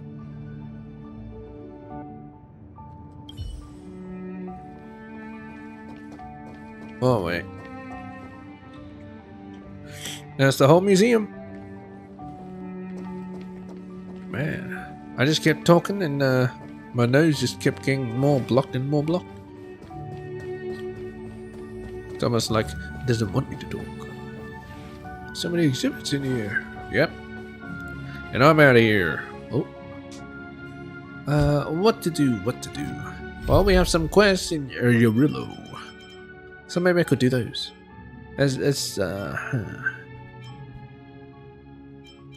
Maybe I'll do this first. Since it's part 1, it might need me to go several days. Vessel of Mediocrity. You find strange little girl, Cyril, in the Fragmentum. You helped her solve 2 puzzles, but somehow she still doesn't want to leave the Fragmentum with you. In desperation, you resort to asking a master for help. Oh, there's also another quest there. Dig it. Fancy a coffee? My friend, looking for a ticket? Mm-hmm. Wow, I sure hit the jackpot this time around. That guy with the robot arm isn't competing. Yes, and so much more wiggle room. What are you babbling on about? There, what wiggle room? Don't scare me like that. This old heart of mine is really weak, you know. Don't worry, you know me. It's just business. This time I promise it's got nothing to do with you guys. Anyway, to what do I owe the pleasure this time? You've gone through all the trouble to find me here, so you must have something urgent, right? It's a matter of life and death. Well, actually, this matter is a bit strange. Yeah, it's a little weird. Huh? Is there really something out there that even you've never come across before? And your first thought is to find me? Now that's what I call an ironclad friendship. Tell me, my dear old friend, I'll do anything for you as long as it's within my capabilities. Tell Sample about your chance encounter with Cyril at Backwater Pass. Ah, are you sure it wasn't some kind of hallucination induced by sleep deprivation? So, this thing, how about, let's not look into it any further. If you're having problems sleeping, then Natasha will have something for you.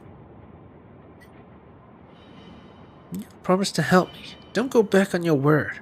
Are you worried that it's not profitable? Of course not. Don't paint me as such a greedy mercenary.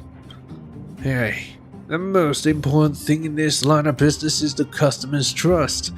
Alright, I'll go with you and take a look. Are you sure you weren't hallucinating? I'm telling you, Natasha has all kinds of medicines for you. Anything. Stop wasting your breath. Don't let me down. Okay, I got it. Enough chit-chat. Let's go. I'll talk to you later. My friend.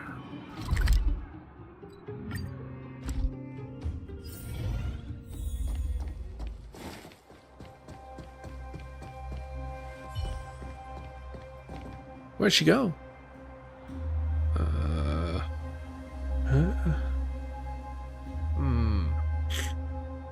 Can it really be insomnia? Keep silent. Can you, say something? Oh, well then, I will say it out loud for you.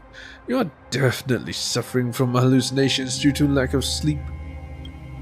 So, that's no little girl to begin with, and no armory boxes either. You just made everything up out of thin air, right? But since we're affected by the fragmentum here, you're not completely to blame. It's just how weird this place is. And to tell you the truth, I've seen all kinds of strange stuff in the fragmentum. You'll get used to it soon enough. Well, if there's nothing else going on, I'll be heading back to Boulder Town. I still got some unfinished business with Scott. Wait, eh? What's this? Scott? What's this? Someone left some notes behind. They look old. An old diary. Mr. Stefan came to chat once again today, and I'm happy. Mr. Stefan first came to our home about 6 months ago. I thought he was just like those adults who call themselves architects. I was here to see my sister, but he was different and didn't ignore me. He always smiles and gives me lots and lots of candy. He also asked me some questions, and I got nervous because I didn't know how to answer. But he didn't get angry. He said I was a quiet and good kid. I started keeping a diary because of Mr. Stefan. He said that keeping a diary is a good habit for a lady to keep. He also said that keeping a diary is a very lonely affair, and that if I'm scared of being alone, I can just read aloud the diary to him. To be honest, it's really hard to keep a diary because nothing interesting happens to me. I won't read this part to Mr. Stefan as he'll get sad. I don't want him to be sad. I wish I were my sister, because she knows everything. She always tells me fun stories and is always telling me about the interesting people she meets. It was only later that I realized most of my diary was about Mr. Stefan. Sometimes it's recounting our conversations. Sometimes it's recording what I've learned from him. Sometimes it's simply recording my mood while I wait for him to visit again. Today, Mr. Stefan and I talked a lot, mostly trying to comfort me as I heard some bad news from another kid. I heard that the adults want to take my sister someplace far away, and that I might never be able to see her again. I'm scared because my sister always looks after me and protects me. If she goes, I might get hurt, and I might get even more lonely than I already am now. Mr. Stefan told me that he wouldn't let that happen.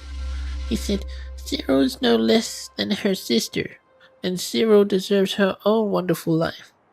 I know he's just saying that to comfort me, but it still feels nice to hear that from him. Before he left, Mr. Stefan gave me a blue stone, which despite its small size is shiny and smooth. It's the most beautiful thing I've ever seen.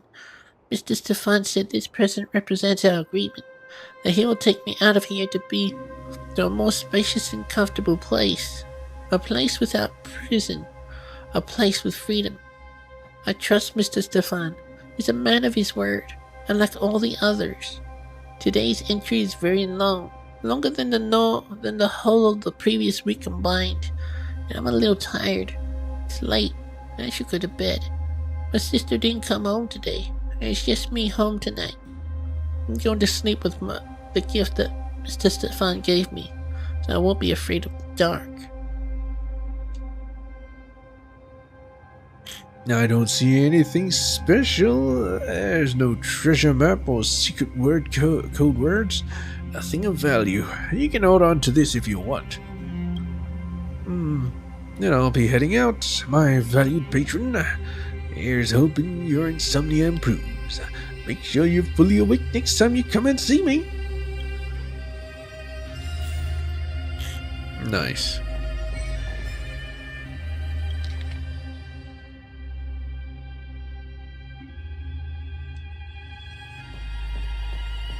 And next time, I'm pretty sure I'll appear back in this spot. Well, anyway, Scott, huh? Scott. Instead of this, where's Boulder Town?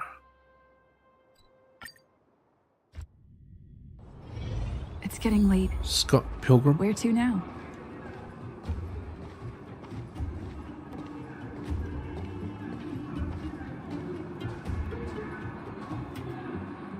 It's probably him.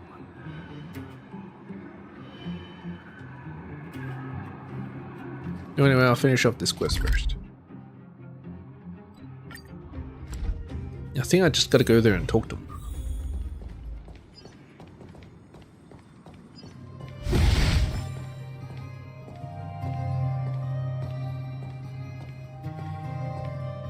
Good boy, Pascal. Oh, it's you. I'm just doing a checkup on Pascal. How has Pascal been recently? He's been doing great. Mr. Svarog's programs are extremely effective. It's just hard to know if it'll last. Would you like to speak with Pascal? How are you doing? What have you been up to recently? You haven't been stealing anymore, have you? No, Pascal!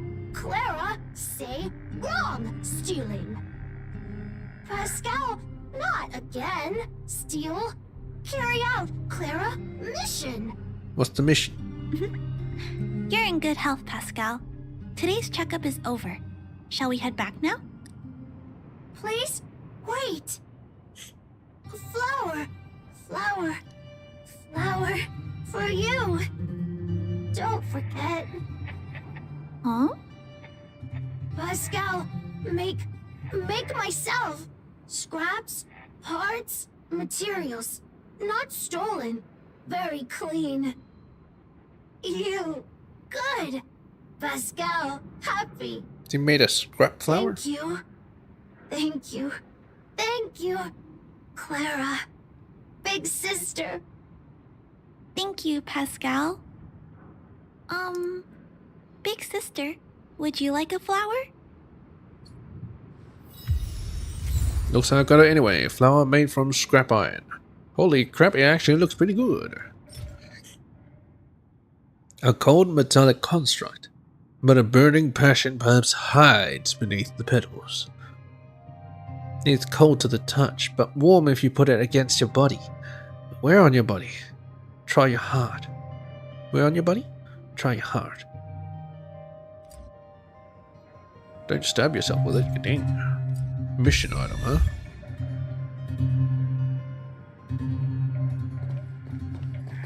Well, that's that. don't know if I should re-explore everywhere. There's a lot of stuff around.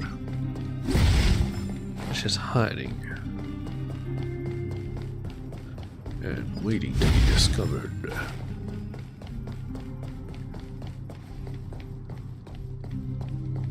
Well, anywho, let us go somewhere else.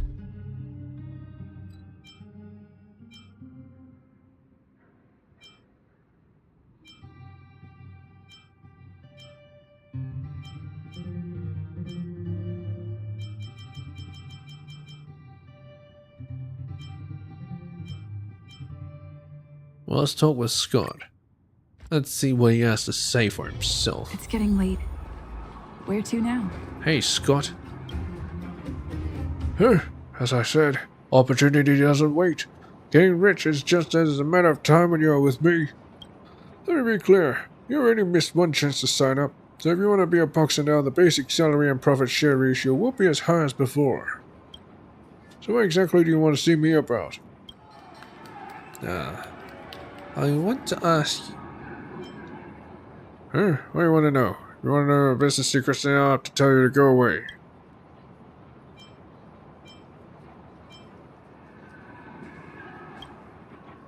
I guess I gotta look for Beatrice. How is Monster Armor now? He is alright. He is off the peak now, but that's nothing to worry about. I'll get him to fight a robot a few times next, just to heat things up again. What about contamination by the armor? Contamination? Don't be ridiculous. What kind of contamination can the armor have? I think that guy is ridiculously strong. He'd smash the robot with his bare hands. I'll go and check on him. Oh yeah? I don't believe you. Believe it or not, these boxer scums knew nothing about being grateful. He's not worth your time. You know what? I actually got a match today, and he's in there. Go and talk to him. Just leave me alone. Alright. Fight Club.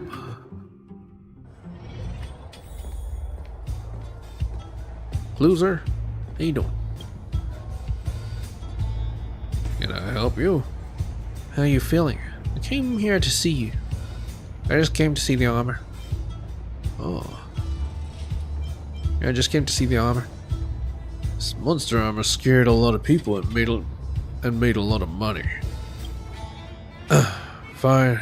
I forget I said anything if I misunderstood you. I'm right. Nothing wrong. You are very weak. You should see a doctor. The armor may have adverse effects on people. There are no adverse effects. As I said, I'm in good health and good shape. I can continue to fight. I have a few matches with robots in a bit. I need to prepare.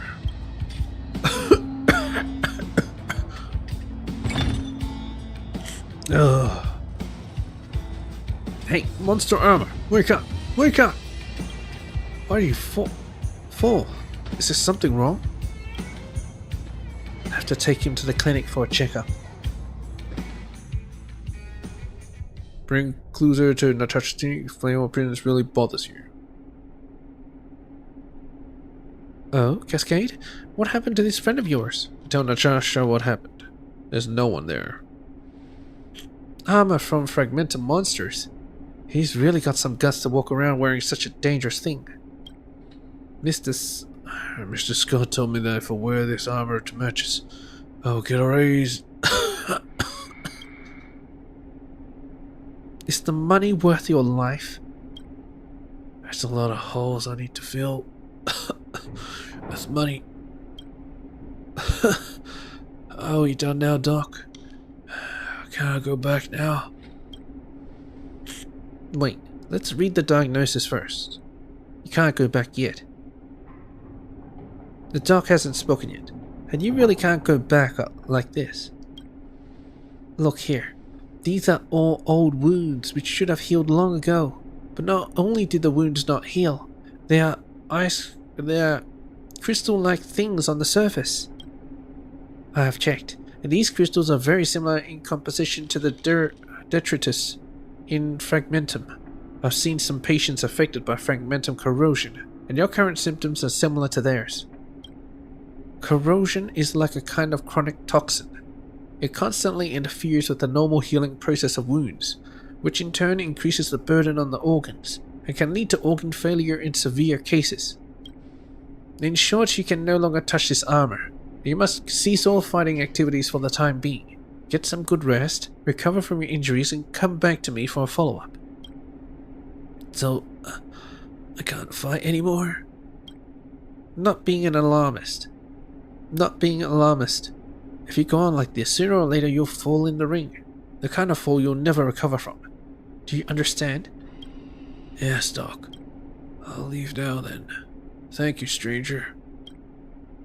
Cluza left the clinic tracking his injured body. I'm pretty sure she's supposed to be here, as well as other people, but whatever. I've seen too many patients like this, and most of them won't follow the doctor's orders. Cascade, don't go yet. I need to ask you a favor. What is it? Wow, how convenient for you. Well, it's my lucky day. Now listen to me. A while ago, someone began sending a package full of supplies to the clinic every few days. The contents are always roughly the same. Food, toys, and simple clothes for children. Strangely, it's never the same guy who delivers the package, and none of them would tell me who the generous donor is. Thanks to this anonymous kind-hearted donor, the children here have more than enough things for the time being. Which is why now we have some extra stuff. Let me see.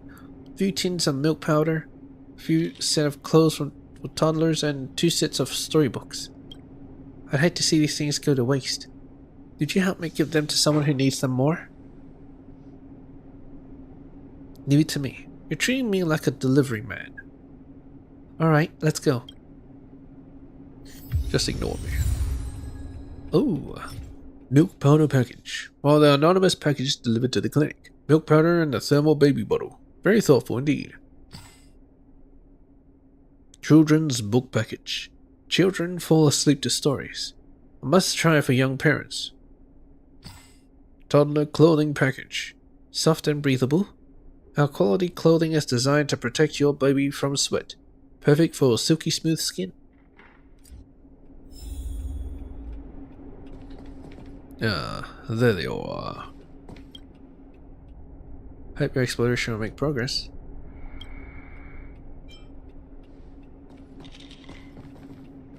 Man, why'd I have to break there? She should have been in the little thing. They're breaking my immersion.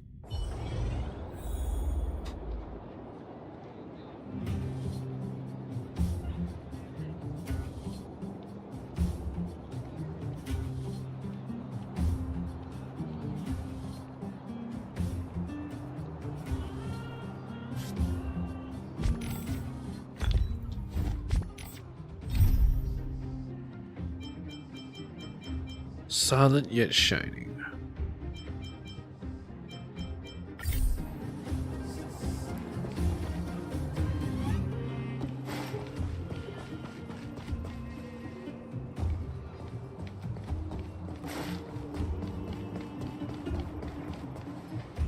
Wandering little girl.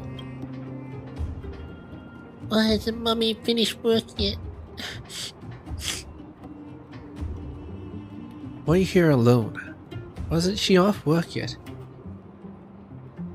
Yeah, why isn't she off work yet? Stranger danger. Mommy said, never talk to strangers. It's dangerous for you to be here alone. Does your dad take care of you?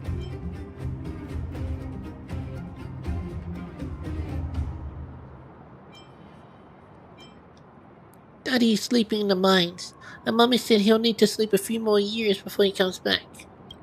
Mommy said she's saving money to buy me my favorite storybooks for my birthday. Not sure if she forgot. Your mom asked me to give you this gift. Wow, for real? Then I can finally have a fairy tale book of my own too. Confirm. Are you Mom's boyfriend? I don't think I've met you before. Thank you. I'll just stay here and read while I wait for my mum to get off work. Darn vagrants. Yeah, darn vagrants. Wait, what? You hiding from me, trash can? Huh? This is a trash can. Its lid seems to have been cut open with some kind of implement. This is normal. Open it. You open the tin lid, and a waft of burnt wood mixed with cold steel invades your olfactory senses. Looking into the depth of the trash can, you can see flickers of embers still hanging on, struggling to extend their own lifespan. Ah. Dumpster.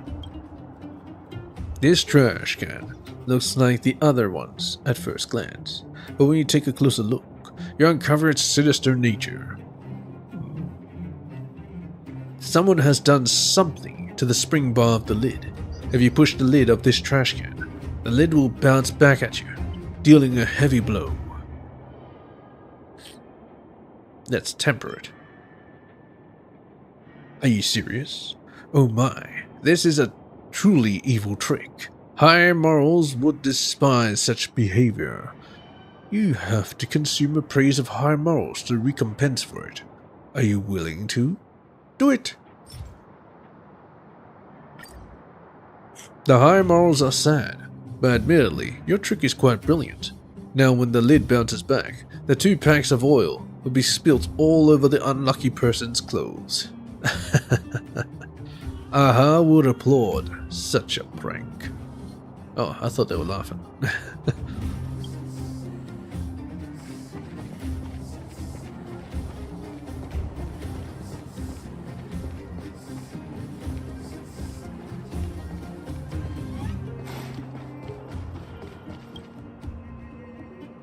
Look here is our old friend Cascade. Let's up hanging for some local Boulder Town snacks to fill your belly. I want to buy something. A disc. Hearthfire. Or Hearthfire. Happiness is just having a crackling fire and friends and family by one's side.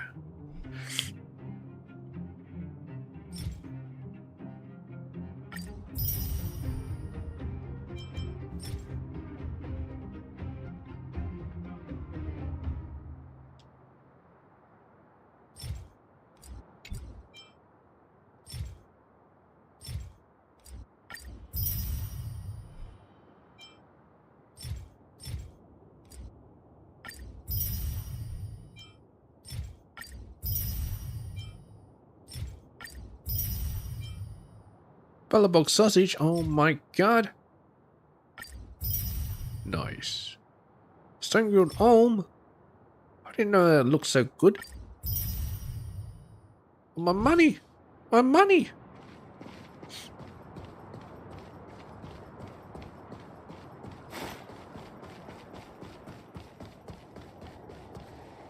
Elaine, diligent miner.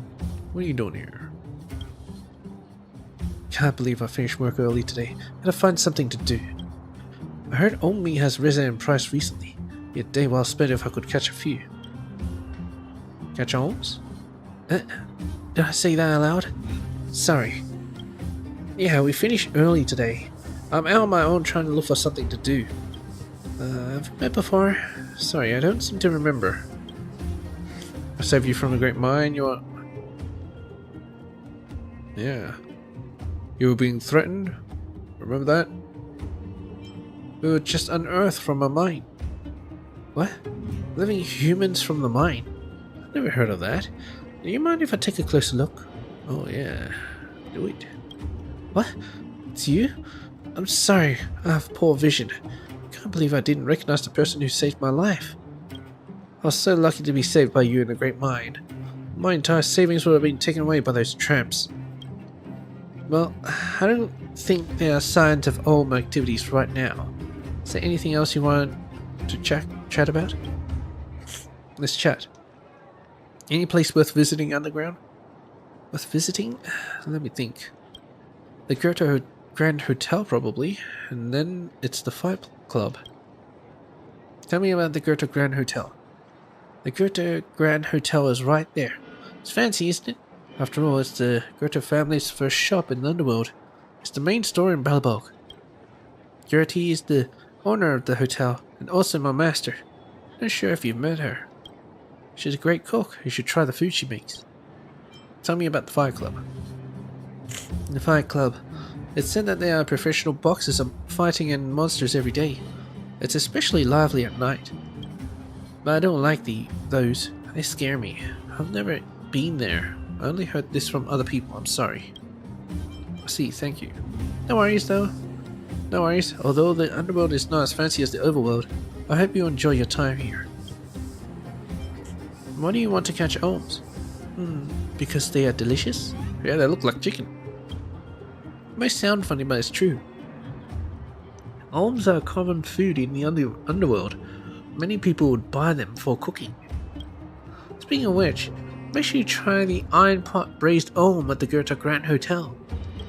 How can I show you? This is the most delicious ohm dish in the underworld. Makes me drool whenever I think of the crispy puff and the juicy ohm meat. Master Goethe is such a wonderful cook. Do you take any side jobs? Well, I do. I'll grab a net to catch ohms after work. However, I don't think I'm making any money. I usually can only catch 2 or 3. When I try to sell them, I'm told the price of ohm has dropped. Have you tried any other part-time job than catching ohms? Well, I did. Actually, quite a few. But I only tried once or twice. In the end, I realized the other jobs are more tiring than catching ohms. Also, I'm not making much more money. But catching ohms is already not very profitable. I really don't get it. Am I just unlucky? I shouldn't keep you. Best of luck.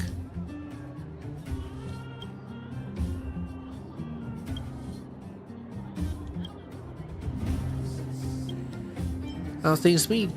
Well, I plan to look for some part-time jobs in the overworld. No more catching ohms? Wouldn't it be tiring to travel to the overworld daily? I consider the issue. It doesn't take long to commute by cable car, and I'm mentally prepared for it. Anyway, I'm just waiting for the over and underworlds to open up. I wonder what kind of job I'll be able to land. Well, I should talk to the Master Goethe before I leave.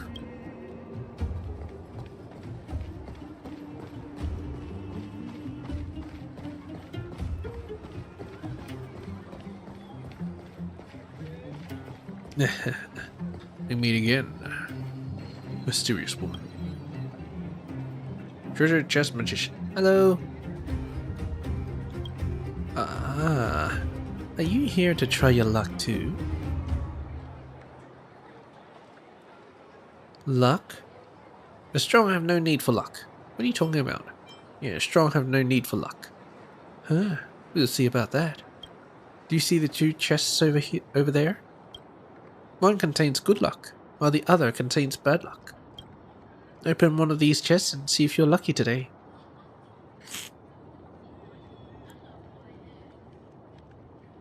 What's inside the chest with good luck? What's the chest inside the bad luck?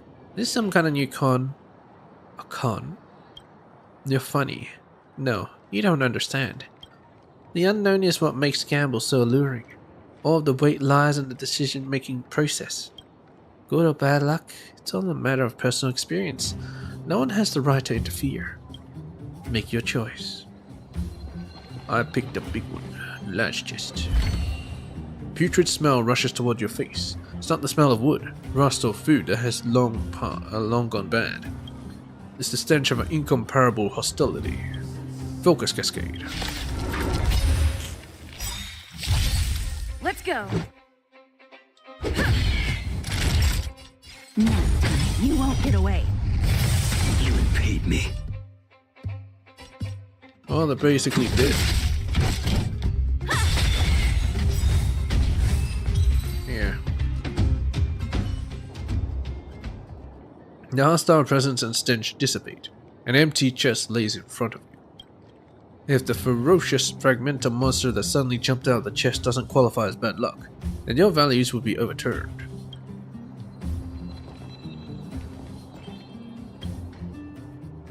Wondrous. Very wondrous.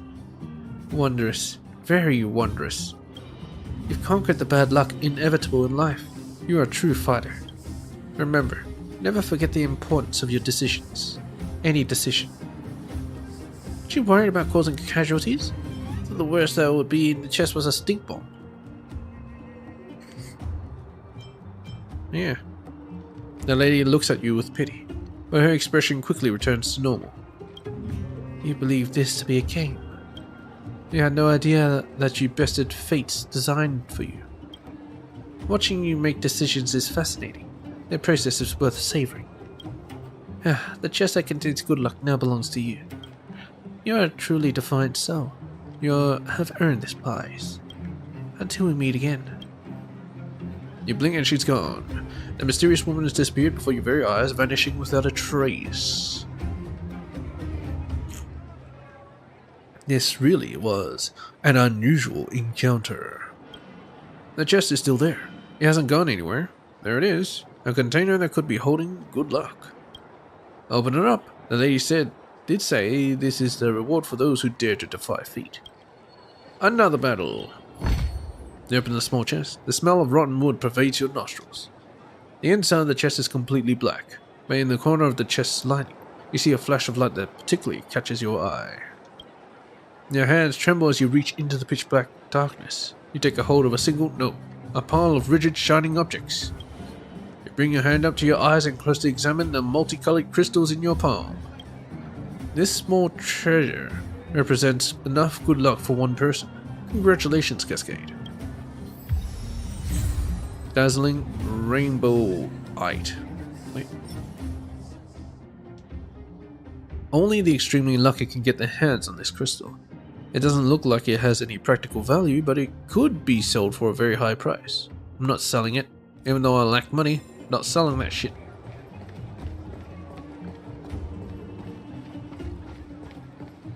Hey, Gertie. Actually, do you sell anything? Made a pile of mushroom shoes. Alright. No, you don't sell anything. Alright. I'm out of here. Courteous woman. What should I do? Must I really go to Rivertown in person? Why go to Rivertown? It's dangerous to go alone. Take this. But if I don't, then my sister will be in trouble. Tell me what happened. You must need toddler clothes then. But, how is this even... What was the connection? How do you know? I haven't even said anything yet. My sister, she has a strange skin disease and can't wear ordinary coarse linen clothes, or else a red rash would break out all over her body, which can be unbearably painful and itchy. Can't imagine. Before we moved out of Rivertown, we always went to a local tailor to convert the soft fabrics of toddler clothes into bodysuits that she could wear. After the town fell, we lost contact with the tailor, and it became increasingly difficult to find clothes with delicate fabrics. As the eldest sister in the family, I have to take good care of my younger sister. If necessary, I'll go back to the tailor shop in Rivertown by myself to find some. I do have some toddler clothes I want to see. Really? Please show me. I'm wearing them. Anyway, there we go. Oh, the fabric. I really miss it. I haven't touched a fabric this delicate for a long time. For such a long time. So how do you plan on sell these outfits? I don't have much money on me, but if it's for my sister, have it for free. For real? Thank you so much. I'll go home and tailor the clothes now. When the chance comes, I'd like to treat you to my home-baked moss bread. It's super yummy when fresh out of the oven. Hey, look at this. It looks like a letter that fell out of your clothes. Is it yours? Yeah, now it is, yes. Closer's letter. Oh, it was Cluser that was sending him the stuff. Olga, how's your son been? I hope his illness has gotten better. My symptoms are still worsening, so for safety concerns, we still can't see each other for the time being. I found a job that should be able to keep our family afloat. I've always been sturdier than others, ever since I was a child. Even when I became sick, I'm still strong. So no need to worry about me.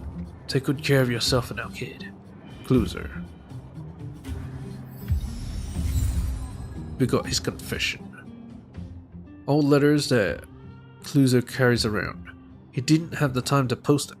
Maybe he didn't need to anymore.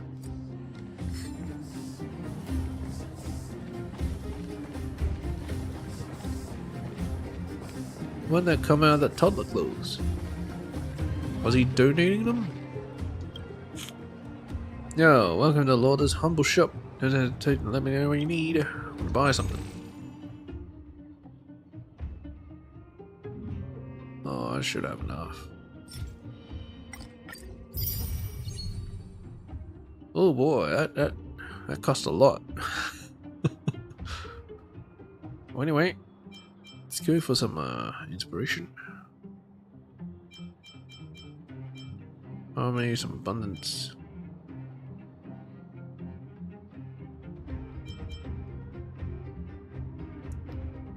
Or maybe these.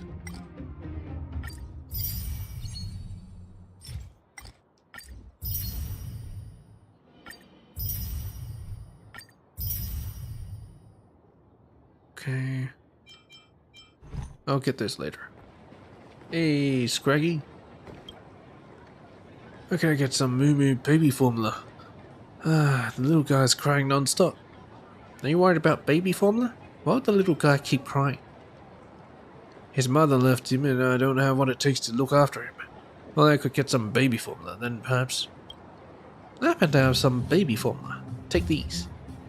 Wait, what? That's... Thank you. I mean, really. Thank you so very much. Yeah, So Cluser's the anonymous donor who sent supplies to the clinic? Symptoms are still worsening. He is well aware of his condition. I should just check with him in person. I'll check first before I do this. Antonia.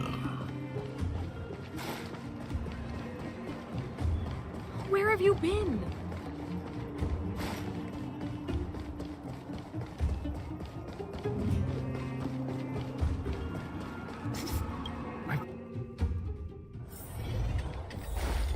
Oh, what's this? There's an old box on the table with a combination lock that appears even older than the box. Next to it is a memo with sloppy handwriting that reads, Mr. Scott's box, containing nothing valuable inside. Do not open. Aha! He couldn't have advertised its value more clearly. Should you open it? Frankly, you don't like Scott as it is. You're trying to figure out the combination. Yeah, sure. Sure, do it. It's all that gym owner's fault anyway. At least that's your excuse. He put your hands on the box. The ancient combo lock has 4 slots, which corresponds to 4 numbers. Now it's your turn. So what's the first number? If it was me, I'll put it as 1, 2, 3, 4. Wrong. You hear a low buzzing sound as the numbers in all 4 slots return to their original random state. Shoot. Looks like you gotta start all over again. Huh. Maybe there's a clue in here.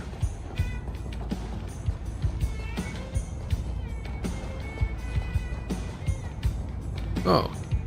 What the hell? Champion, could I please get your autograph? Don't crowd around. Have some order.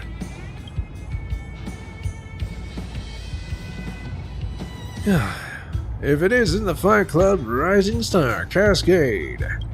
I thought you lot already left this planet for more chivalrous adventures in space, but you're still here.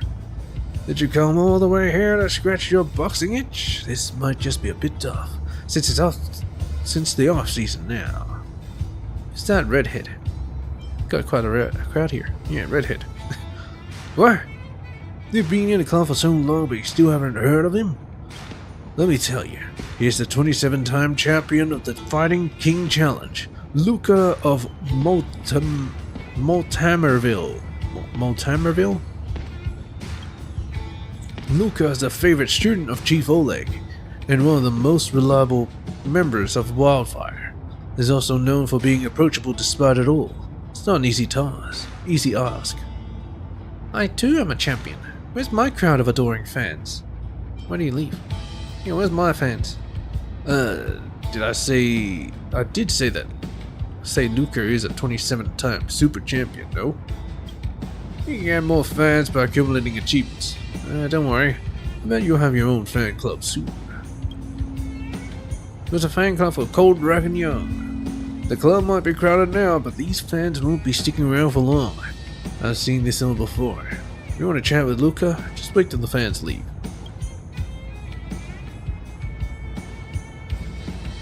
Luca, have you been working on some new ultimate technique lately?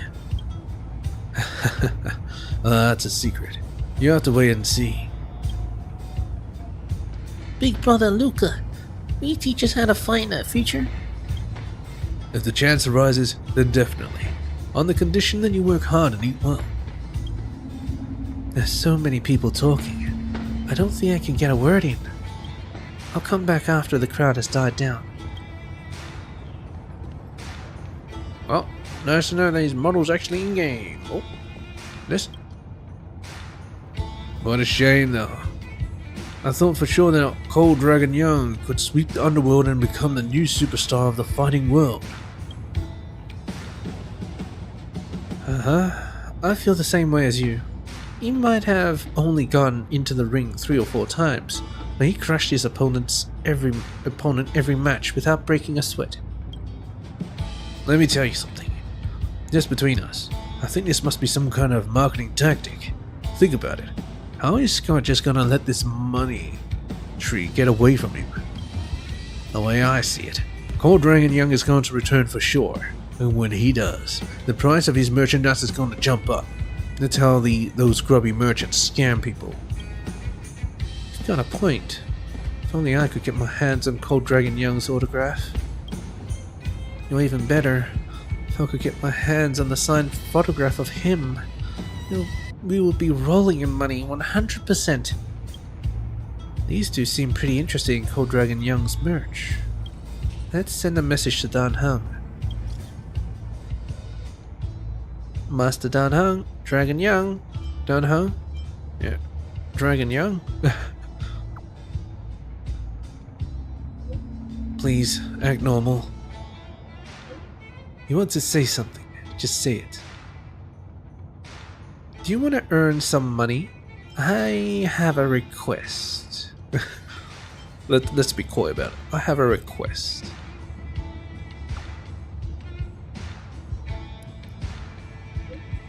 Why are you beating around the bush? This isn't like you, Cascade. No need to beat around the bush. I'll keep this a secret for you, if you wish. I need a photo of you. Photo? I don't usually take photos, but Marge often sends me the pictures she snaps. But what exactly do you want my photo for? Trust me for once. It's all for your fans. Trust me for once. Okay, don't go overboard. Hey, how do you take that photo?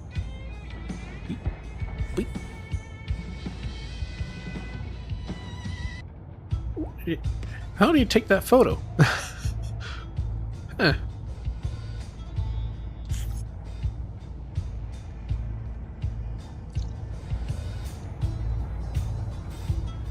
Hey, wanna make some money?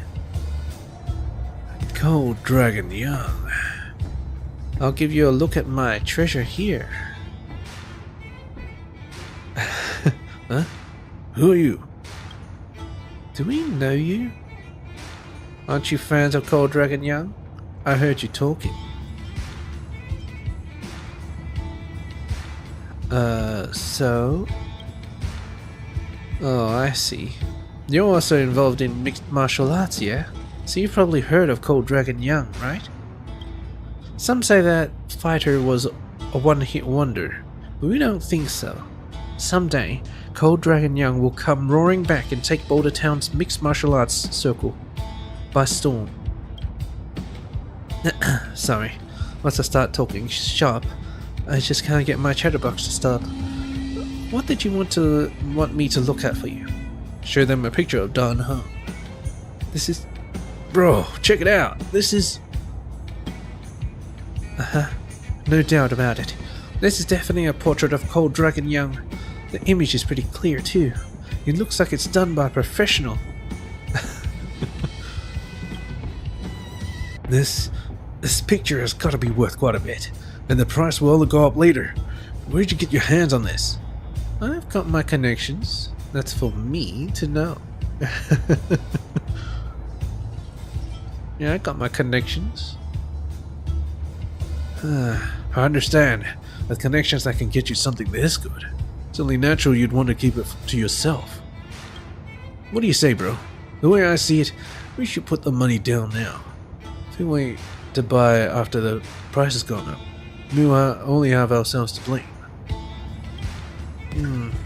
That makes sense, sister. Oh. The reasonable one was, Well, I'm changing it. That makes sense, brother. Bro, are you willing to sell this picture to us? I'll give it to you. 3,000 credits. Yeah, 3,000 credits. Oh, 3,000. It's not too expensive. What do you say, sister? Sis? We'll each kick in half. This kind of opportunity doesn't come around every day. We'll take it, friend. Here's your money. You gave us a fair deal. When the price of Cold Dragon Young's merchandise goes up, we'll remember your kindness. Sister? Dang it! Dang it!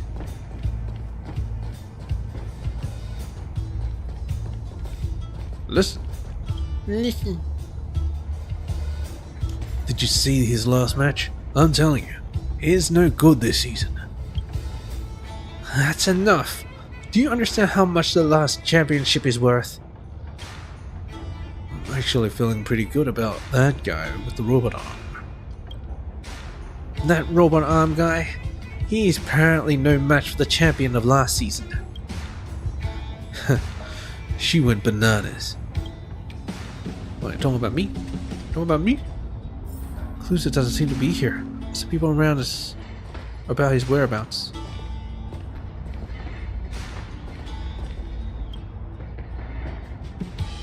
Boxing match fan. Hey, I don't understand. How could Monster Armor be beaten so easily? I told you so. Fighting against a 5-time champ is no joke, you hear me? Is Monster Armor still in the boxing gym? He just finished the match, and he was utterly destroyed. As soon as the match was over, he ran away. Saw him being scalded by the owner just then. Not sure where he went after. Monster Armor got beaten up so badly. You're not thinking about getting an autograph from him, are you? I mean, all eyes are on the 5-time champ now, and no one cares about that Monster Armor clown anymore. But Monster Armor wasn't bad at all before. It's a shame he lost his edge. Alright, I have no clues, so let's just do this.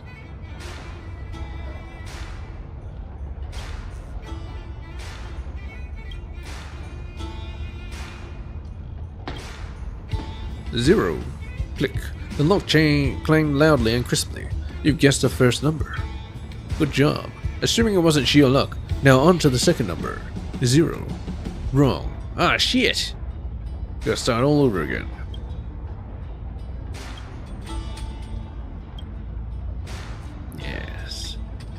0. Click. 1. Dang it!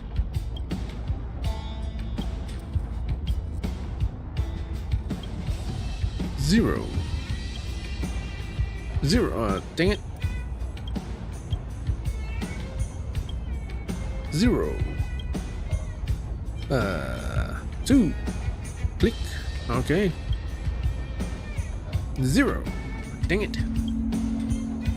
Wait a minute. 0213. All right. February 13th.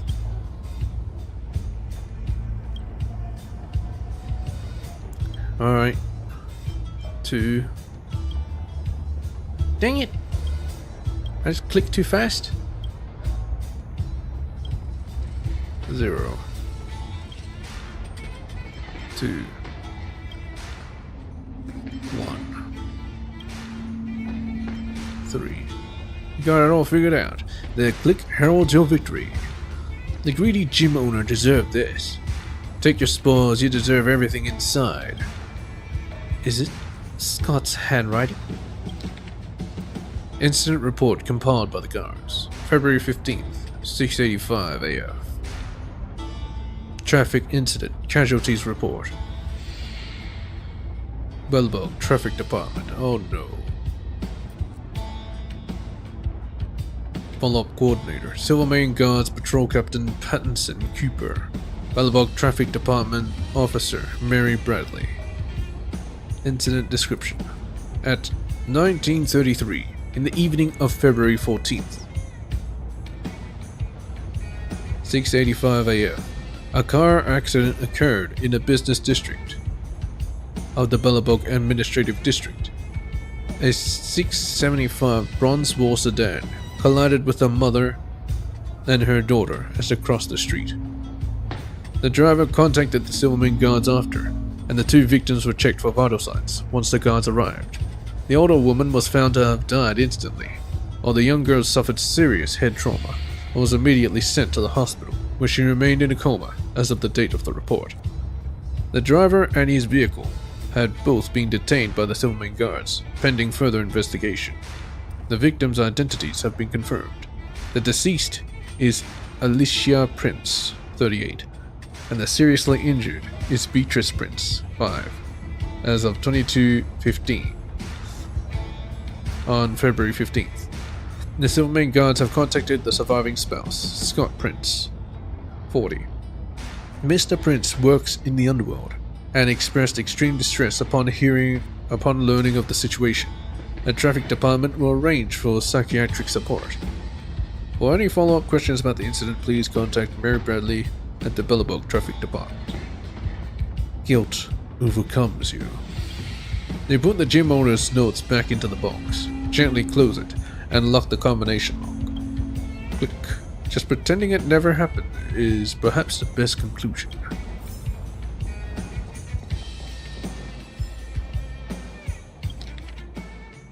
Wait, why do I still have this note? Did I just copy it down? Hey, Scott. Where's Closer? Your trauma is not other people's problems. Yeah, as I said, opportunity doesn't wait. Getting rich is just a matter of time when you're with me.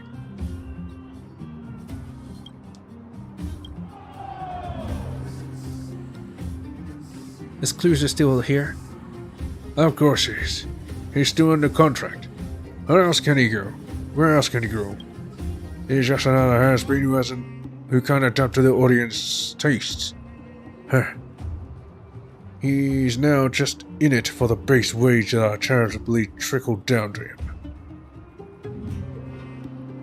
What do you mean by has-been? So boxing is all about winning? Huh. Winning won't be enough. Making money for me is more important than winning games. Besides, he can't even win anymore. He was beaten so badly by the 5-time champion. It was such a one-sided fiasco. I know the audience too well. They quickly tire of the old and are constantly chasing after the new. Whoever beats the latest crowd favorite gets to be the next superstar. Then why is he still fighting? He should just take a break. A break? You should first try to take a break from being such a loser.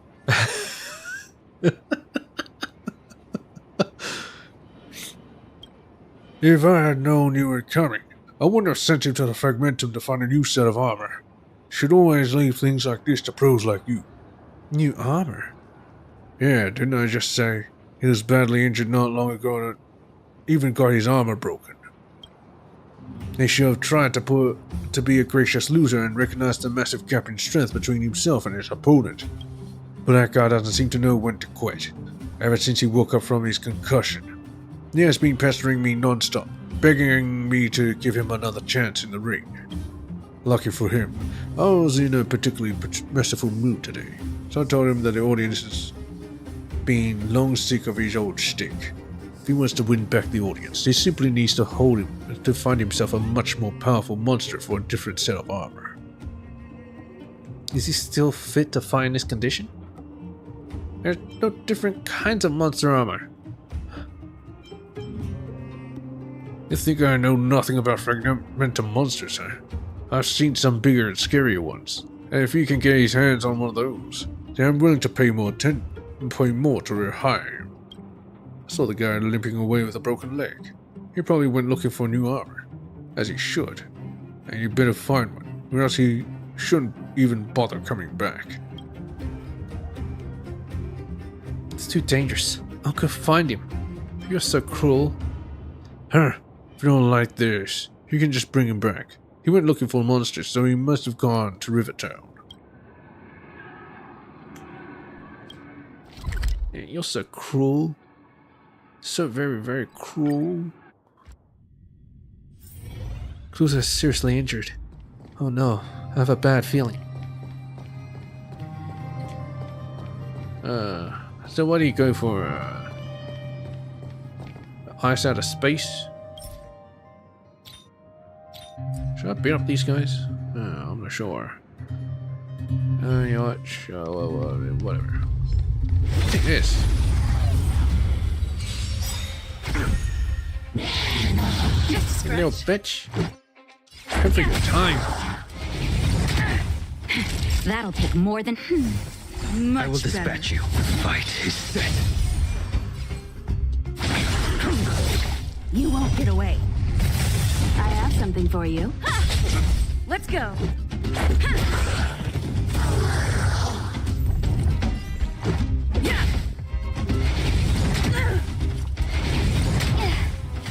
Time for a shot. That's better. Much Blade better. knows no mercy. I have something for you.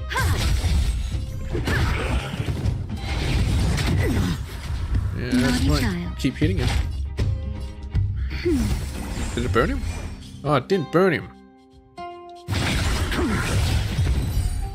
Dang it. This sword needs sharpening.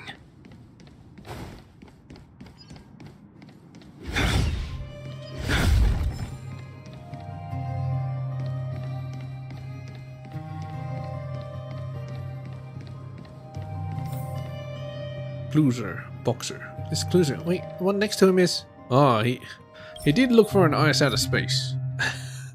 I knew it. Oh, well, just need some fire.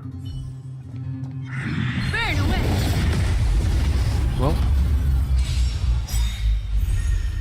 a bit slow in that regard. Time. Perhaps you still don't understand. Humanity never conceals its desire Let's to heal a control the little bit. heavens, and I am no exception. That paradise may be unreachable. Savor it for me.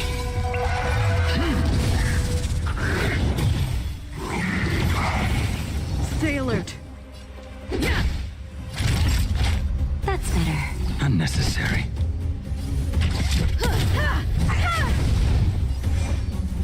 Your end approaches. Yeah, he's dead. Failed to stay.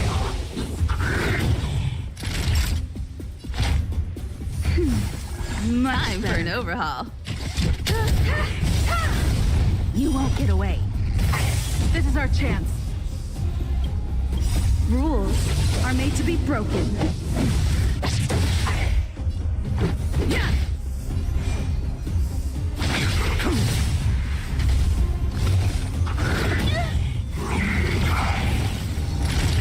Hands off the lady. That's better.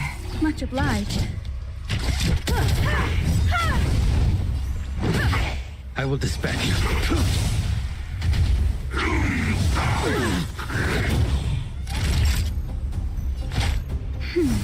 Much better.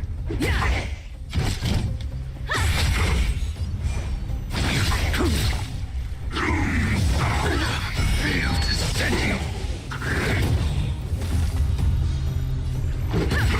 Time for an overhaul. And your D. One step closer to the stars. Hey, Cluser. What you doing? Still wearing the armor. In the end, the parcel went to... Cluser fell to the ground and vanished without a trace, just like a fragmentum monster. His personal belongings are scattered around where he has just disappeared.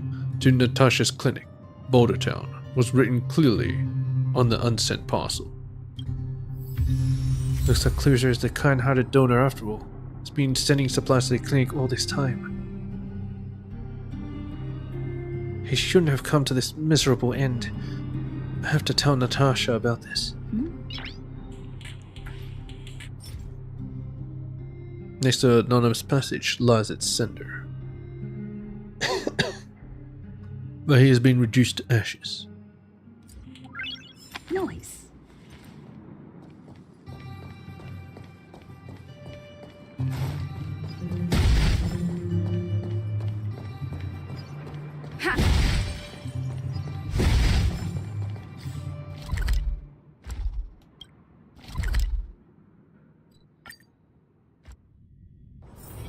It's getting late. Where to now?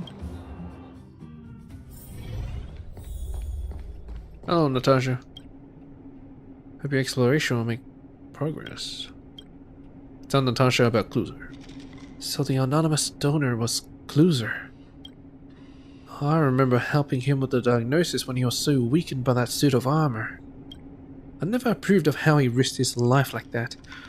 I can't imagine how strong-willed he must be to manage to do all this in his condition. But why would he risk his life this much, and be this generous? All this for what exactly? To provide a better life for his wife and children? His financials didn't seem that good, and yet he donated so much to us at the clinic, which doesn't make sense. Did he leave any other clues? You hand over Cluser's letter and anonymous package. Yes. The letter was postmarked and returned a long time ago. His family was probably long gone. Why would this letter be returned? Maybe his wife and children are no longer there? It must have been really hard for him to accept this reality. He went through all that trouble to secure a job that could finally provide for his family, only to find himself no longer having a family to provide for. So, what probably happened was that he redirected all his care and love to the children in this clinic, showering us with batches after batches of supplies. Of course, this is just my guess. This might not be the case. Have you met his wife and children? Unfortunately, no. They might already be...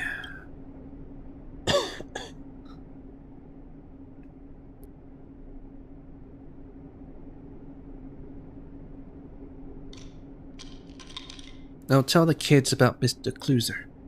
I hope they can grow up to be adults as strong and kind as he was. Of course, the details of the story might just need some proper embellishment.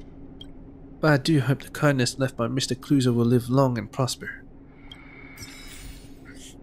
Very nice. He's just like Scott.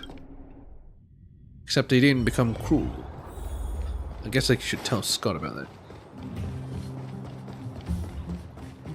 New drinks. Half Joshua. price on your refill. Oleg.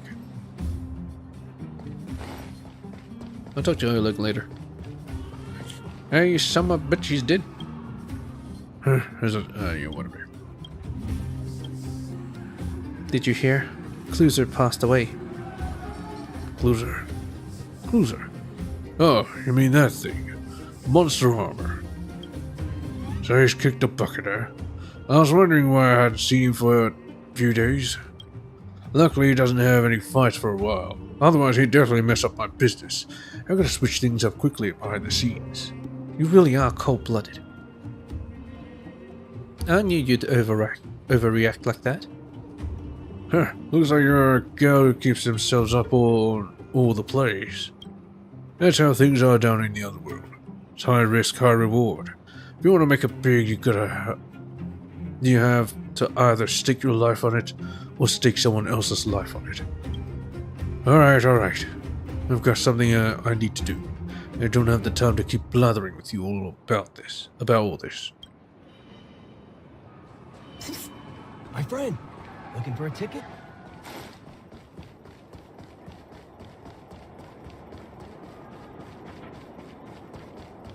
Wait a minute. Isn't this from the museum? Oh, well, whatever.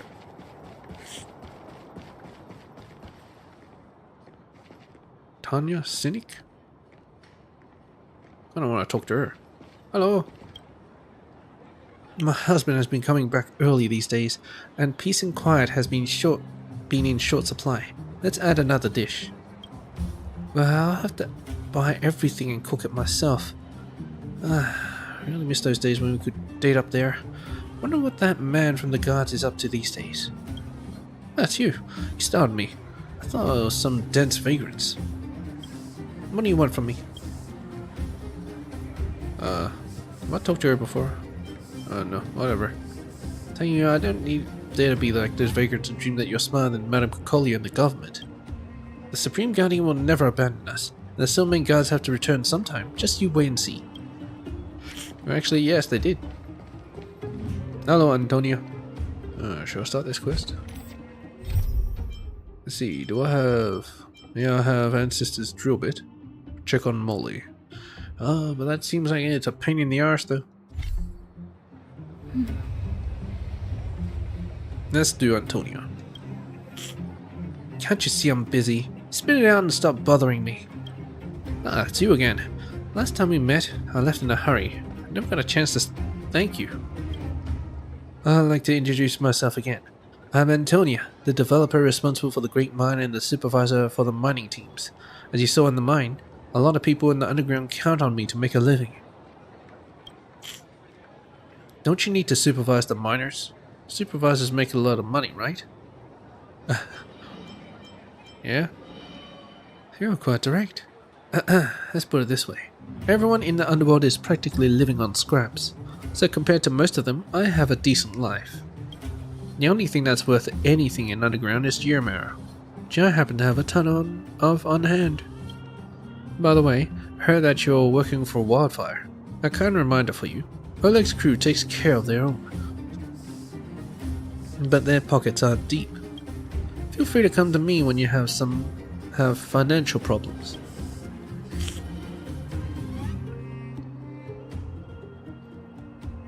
Extra dough, oh. I'm looking for some extra dough, you know what I mean? Let's ask some questions first. Heard that the mine hasn't been peaceful lately. Yes, as you saw last time in the mine, it's been a bit chaotic, but it will end. The vagrants will stop messing around sooner or later. After all, they've got mouths to feed. If they really got rid of all of the professional mining teams, those hooligans won't be able to make a living. They are well aware of this, which is why they have never crossed the line. A small reward goes a long way with them. I just didn't expect the news to get all the way to Svarog this time. Heard you recruited some of the vagrants into the mining team. Well, how should I put it? Life isn't easy. If Boulder Town also gets eroded by the Fragmentum, you'll have to find another livelihood. Who wouldn't want some help at a time like that? But the old miners have their own ideas. They think the vagrants have made a mess of the mining team, and the vagrants aren't happy with their payment and feel that they have lost freedom. In the end, neither side is happy. But I know what I'm doing. This minor setback will not change my mind. Don't worry about that. Do you have any recommendations for activities in the underground? The Fight Club is quite popular, but personally I wouldn't pay a shield for that kind of cheap show. It's vulgar and low class. There is a restaurant, the one owned by Gertie. The food there is quite good, so long as Gertie doesn't come up with some weird recipes on a whim. Also, I heard there will be a rap concert where the vagrants are. I don't know how to appreciate that kind of thing, so I've never been there. Go check it out if you're interested. Just be careful there. 88 degrees bedrock. Wait, what? What brings you here? Business or something personal? What about personal business? How have things been? Rumor has it the overworld and underworld are opening up to each other again, so I've been busy with that. Busy doing what? What do you think about the lifting of the blockade? Yeah, busy doing what? Just the business thing. I'm still ironing out the details with some overworld entrepreneurs, even if we're still only at the letter writing stage. During the days of the blockade, I could only rely on my mining for work, and despite leaving me with enough money in my miners' wages, this underworld and its economy are stagnant. There's no trickling down of funds for goods. But now the blockade's lifted, well, things are completely different. I can invest my assets into anything I want, and I'll wait for that compound interest to start snowballing. That's how you make money, see? Who do you invest in? Let me think.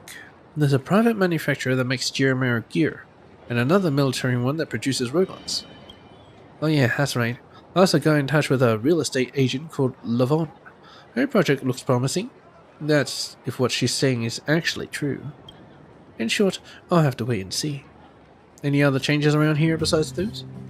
Are you an investigative reporter? Or is this commercial espionage? All these detailed questions. But I know I can trust you.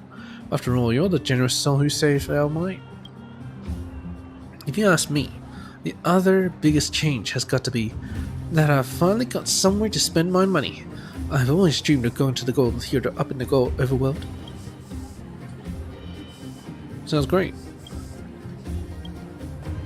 Looking for some extra dough, you know what I mean? Cascade, you mean... Must be pretty desperate if you're coming to me for work. Not judging. The mining team can never be too big. Anyway, you have tools to work with? I have 2 iron hands. How about this baseball bat? No. I have 2 iron hands.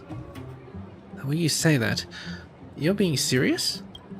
Normally, I don't lend mining tools without a cash deposit or something to serve as a collateral. This isn't me being stingy here, it's just the environment. There are way too many people out there who go back on their word and try to nickel and dime me. Noise. That said, I do trust you. Yeah. I just happen to have a mostly new second-hand pickaxe. Take it. You still remember that massive geomarrow in the Great Mine? I suggest you head out that way first and try your luck. Alright, if you dig up anything interesting, don't forget to bring it to me for an appraisal. Good luck, Cascade, the rookie miner. Rookie miner? I'll show you, rookie miner. 80% new thermal mining pickaxe. A thermal mining pickaxe for underworld miners, often unsold. 80% new. 80% new. Well, let's go mining. I need money. Don't judge me.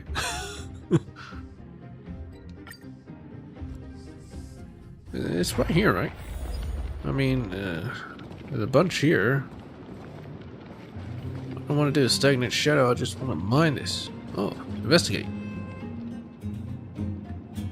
You stand here together with the vast geomarrow vein. The 2 of you, or maybe 5, or 37, or 1,658 of you, look at each other without a word. The geomarrow is grandiose, warm, and gentle.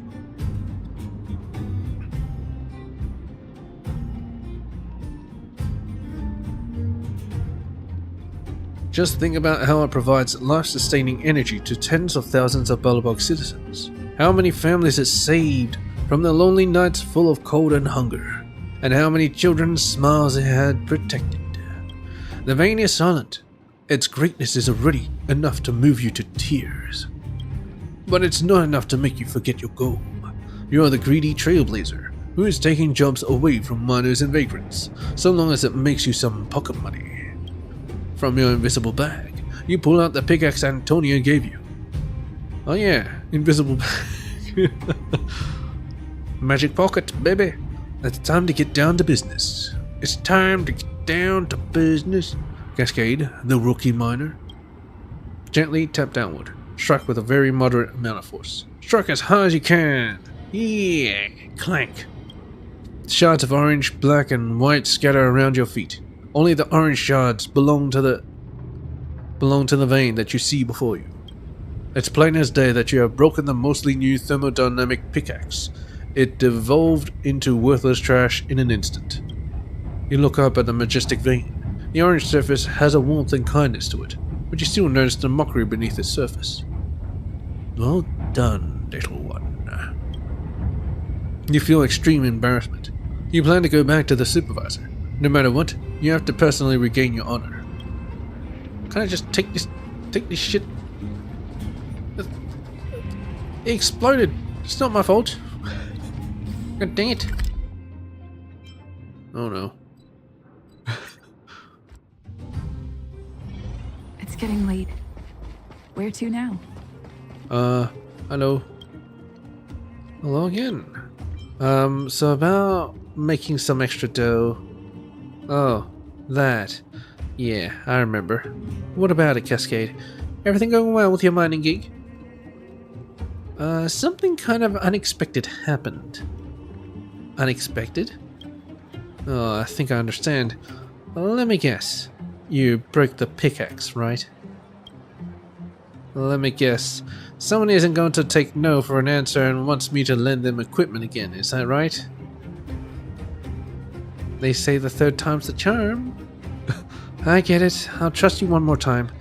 I have one more pickaxe lying around. Take it. But I'll be taking up a deposit. I hope you can understand. How about just 500 credits? I won't disappoint you. Alright, just take it. Remember to take good care of the equipment. Take the pickaxe from Antonia's hands. If the last piece of equipment was 80% new, this one was just about 60% new. A drop consists of her disappointment in you.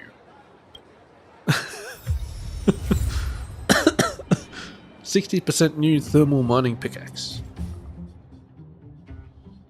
Yep. Alright, time to make some money.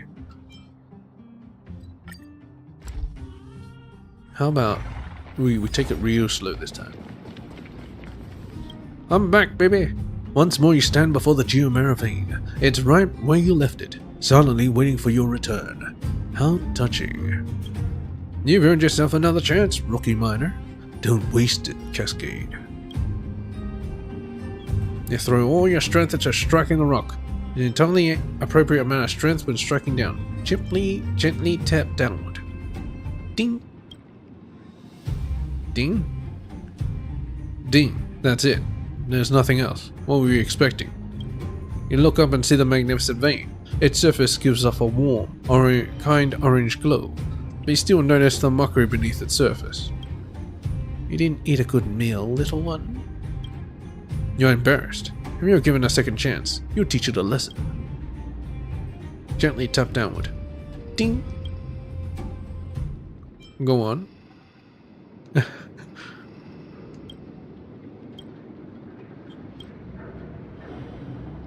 Alright, you son of a bitch. Let's do this. Stop. Calm down, Cascade. It might be easy enough to mend a pickaxe, but trying to repair the broken trust between people is as impossible as touching the sky. Touching the sky? Sounds easy enough. Don't get ahead of yourself, Cascade. You know what this means. Now, calm down and put down your pickaxe. Be good and pick a different option. Be good, little one. You throw it. Oh, it's not letting me. You use an entirely appropriate amount of strength when striking down. dong. Ding dong. Praise the Amber Lord. You have never done anything like this, but you used the absolutely perfect amount of strength. Maybe you have found your life call. A geomeric crystal the size of a fist falls next to your feet. It has a shape similar to a dodecahedron, with a clear orange-red color. There are even some shocks of indigo that radiate from the core of the stone. A rock like this doesn't need complex appraisal. You know full well that this is big money. You look up at the majestic vein. The orange surface has a warmth and kindness to it. Listening closely, you can almost hear it give its own take on your perfect swing. Well done, little one. You give a slight bow to this marvel of nature. Now it's time to find the supervisor and have her help appraise how much this chunk of geomeric crystal is worth. Can I get more chunks? Perfect geomeric crystal. It's blue. A fist-sized geomeric crystal reflecting an indigo luster. That supervisor Antonia probably knows how much it's worth. Probably worth a lot. Right? Fortune. I didn't break it this time. It's getting late. Where to now? Hello again, outsider. What brings you here? Oh yeah, whatever. I found this. Eh? Dug up anything good? Let me see. Oh, this is... Judging by the appearance, the purity of this geomeric crystal has to be at least 85%. Chucking in the boiler and burning it down to slag would be too wasteful. If you ask me, Cascade, this thing you found just needs a little refinement before being put directly into the Everwinter Monument up in the overworld. Nobody would be able to tell the difference. By the way, aren't you low on funds at the moment? How about you sell me this crystal, huh? I'll give you a fair price. Go ask around and you won't find a more generous supervisor around here than me. Give some more thought. How much you got? Let's see. How about 8,000 credits? 10,000. Wow. Easy for you to raise the price. Let me think. Okay. 10,000 it is. Deal. Come on then. You take the money, I'll take the goods. No.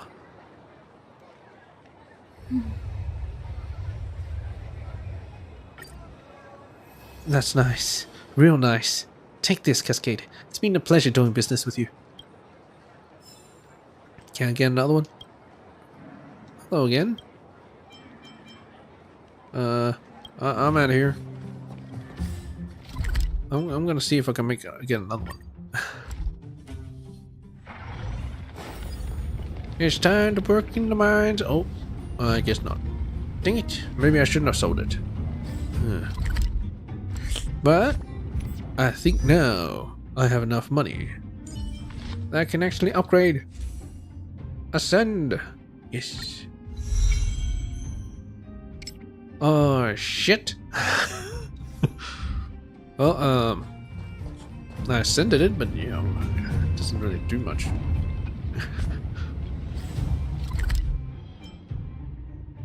Man, how I run out of money. It's getting late. Where to now? Yeah, Antonia. I heard you were looking for me. Let's see. Oh yes, there is indeed something I could use your help with. An elderly minecart operator intends to retire, but he's not really hitting it off with his current apprentice. I guess you already know what I'm getting at?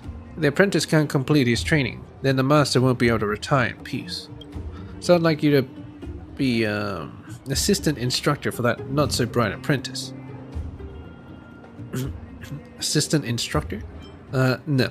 I know nothing on mining carts. I know just a man for this job. His name is Sampo. Huh? No way. He'd bring nothing but trouble. Relax. Though the title is assistant instructor, it doesn't actually require much technical know-how. That senior minecart operator is very capable, but he has a bad temper and can be very stubborn.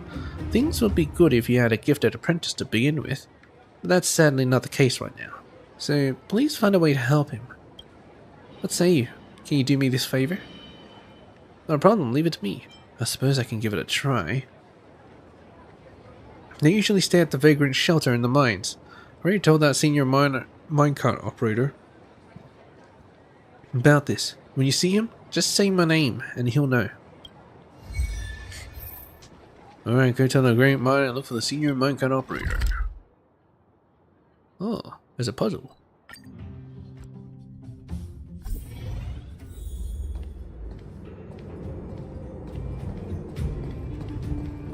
Give me money! 21 credits. Select an apprentice minecart operator. Watch carefully. This thing is called the turntable controller. You put your hand here and then do this. Where did you pop out from? Do you need me for something? I'm sent here to be your assistant instructor. Tony asked me to come, no? Huh? What? Assistant instructor? Oh, I see. Antonia sent you here, didn't she? Girl always makes decisions for me without first consulting me. I've told her many times that I can deal with this myself. And now that you're here, can't let you just hang around and do nothing. Let's get started. I'm happy to just hang around. Good one. We have a rule in the mines. Less talking and more working. I'll, however, let you take a break after the work's done. Alrighty. Hey, kid, come over here. Do you see what's in front of you? I'm not gonna explain how minecarts and tracks work. You grew up in the underworld, so even if you've never seen them before, you've probably heard of them. Yeah. The thing you need to pay attention to is this, the track controller. The principle is very simple. Operate the controller like I just told you, and the disconnected tracks on the turnouts will be connected together. After that, the geomarrow light on the connected track will light up. You can then use this to judge which direction the minecart will go. Huh? Then comes this blocker. As the name implies, the blocker will block the route of the minecart. The minecart is stopped by one of these, and the only thing you can do is send it back to where it just came from. All we need to do is plan out the path and adjust the track direction through the controller to push the mining cart to its destination. That's it, I'm done. You just groaned and moaned and didn't say anything, so I'm not sure if you're getting all this. But I have a way to test you. See, the test rig has been set up for you already. Show me how you'll go about operating it. I'm not sure about this. What do you mean by that? Well, it's way too hard. What did you say? Like I said, it's too hard. How should I go about it? I don't understand. How many times have I taught you this already, huh?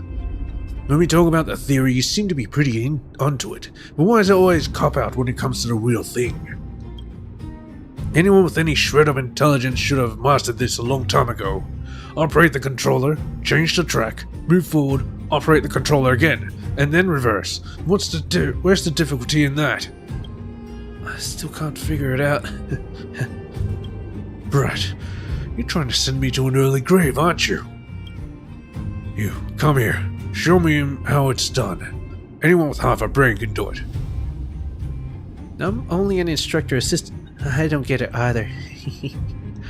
Stop playing dumb. You were there when I was explaining everything. You should know just by watching. Let's get started. If you want the minecarts to be reset, feel free to talk to me.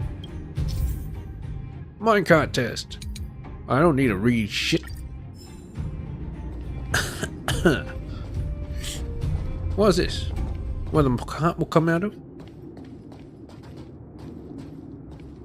Let's switch the track. Ah. Something. Oh, wait, this is where the minecart is. Oh, you definitely don't want to go here. Switch track. Oh, very good. Let's go. Can I jump in? Let's go, Mario. Push. Oh. Kinda ride it. Man, dang it. Did you see that apprentice minecart operator? Don't even have a name. Operate the controller. Change the track. Move forward.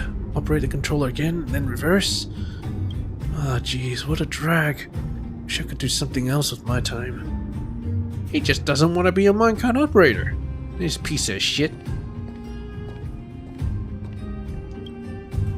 Nice. Come on, let me give you a little something. Oh, but it's not over yet. Hang on. I'll get another one for you. Oh. Nice. Claim reward for passing the test. Oh, bam. As long as it's money. Great. The venue's all sorted.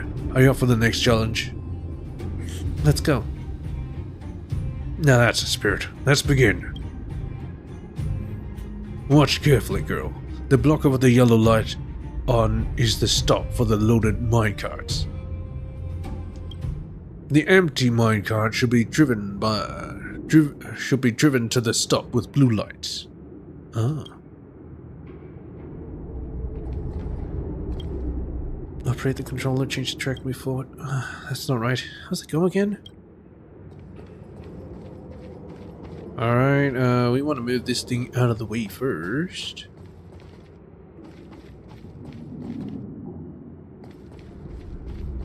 So, I guess I'll push it. And then I'll change this.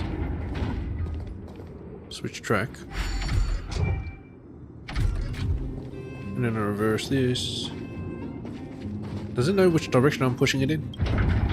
Oh. Very good. Perfect. Alright.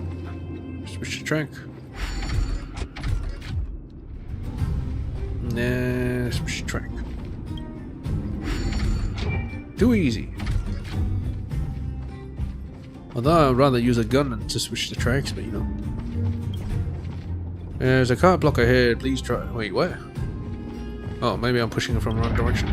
There we go. Hey, too easy. Ah, you're gutsy and smarter than this kid. Well, no fucking shit. Take this reward, and I'll get another one for you. Keep them coming. Did you see that, apprentice minecart operator? Master has a reward for you. It's over there. You've earned it.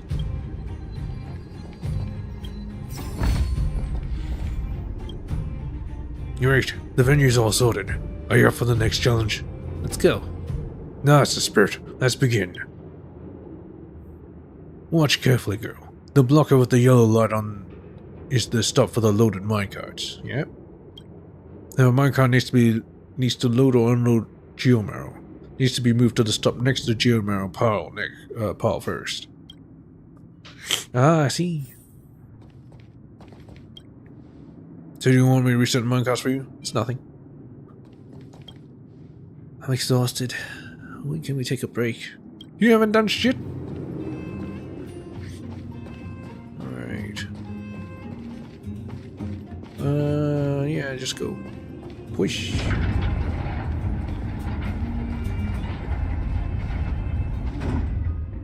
Switch. And push.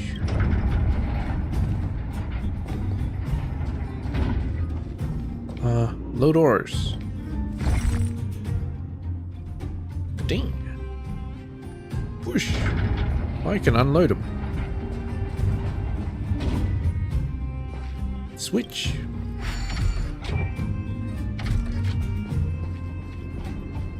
Push.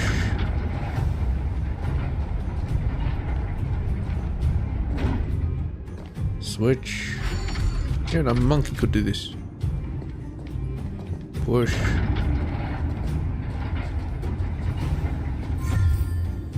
Yes. What you gotta say about that? You actually solved it.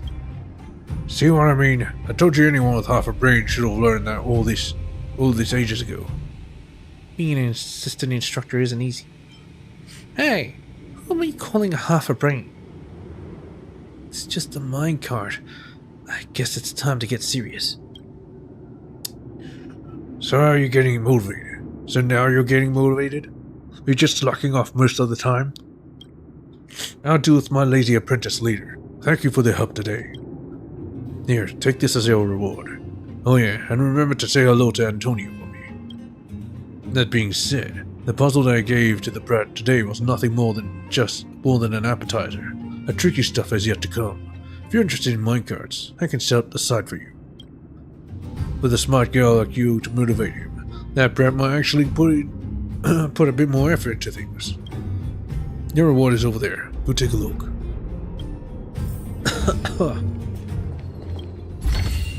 Money. Looks good.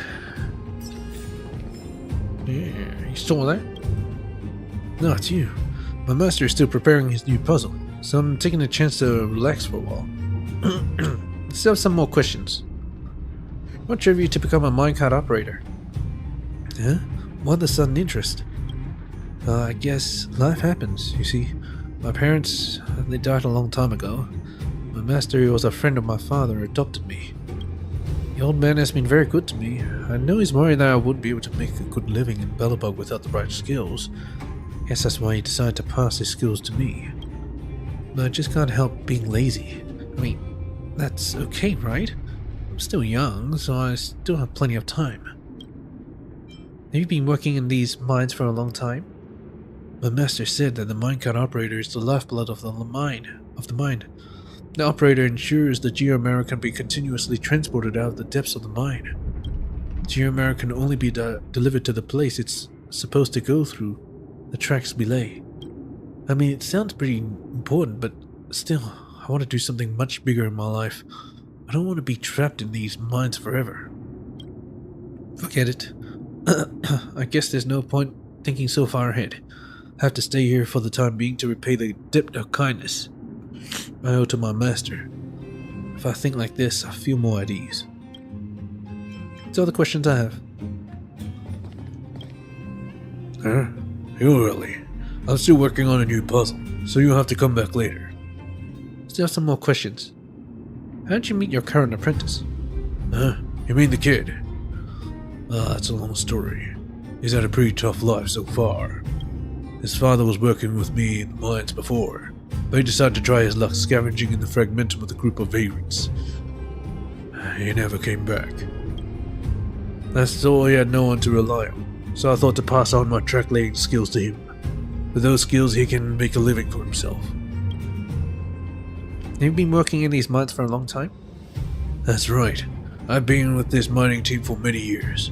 Still can't remember exactly how long, but this mine has been operating for nearly 20 years now. Do you see that big vein in the middle of the mine?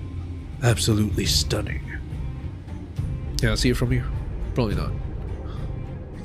Why didn't those useless surveyors find it earlier? To think that the most valuable prize was hiding in plain sight. That's all the questions I have. Maybe this vein just appeared out of nowhere, you know? There's no way they dug out everything and missed this giant ass thing right here. There's no way. The only way is that it just suddenly appeared. Well, anyway, it's time to end the stream. I had my fun. I hope you had yours.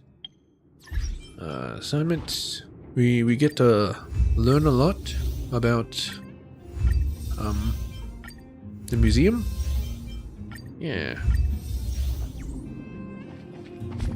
And that's good. So yeah. Let's see what achievements I got. Imbibiter Lunae. Does he imbibe the moon? I don't get it. Maybe.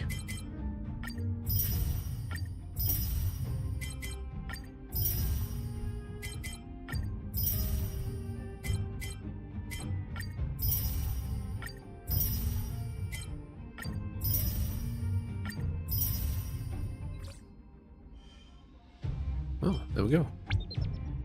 Oh, we got some stuff. They're not money, but they're stuff. Yeah, I'll catch you guys on the flip side. Oh, yeah, peach.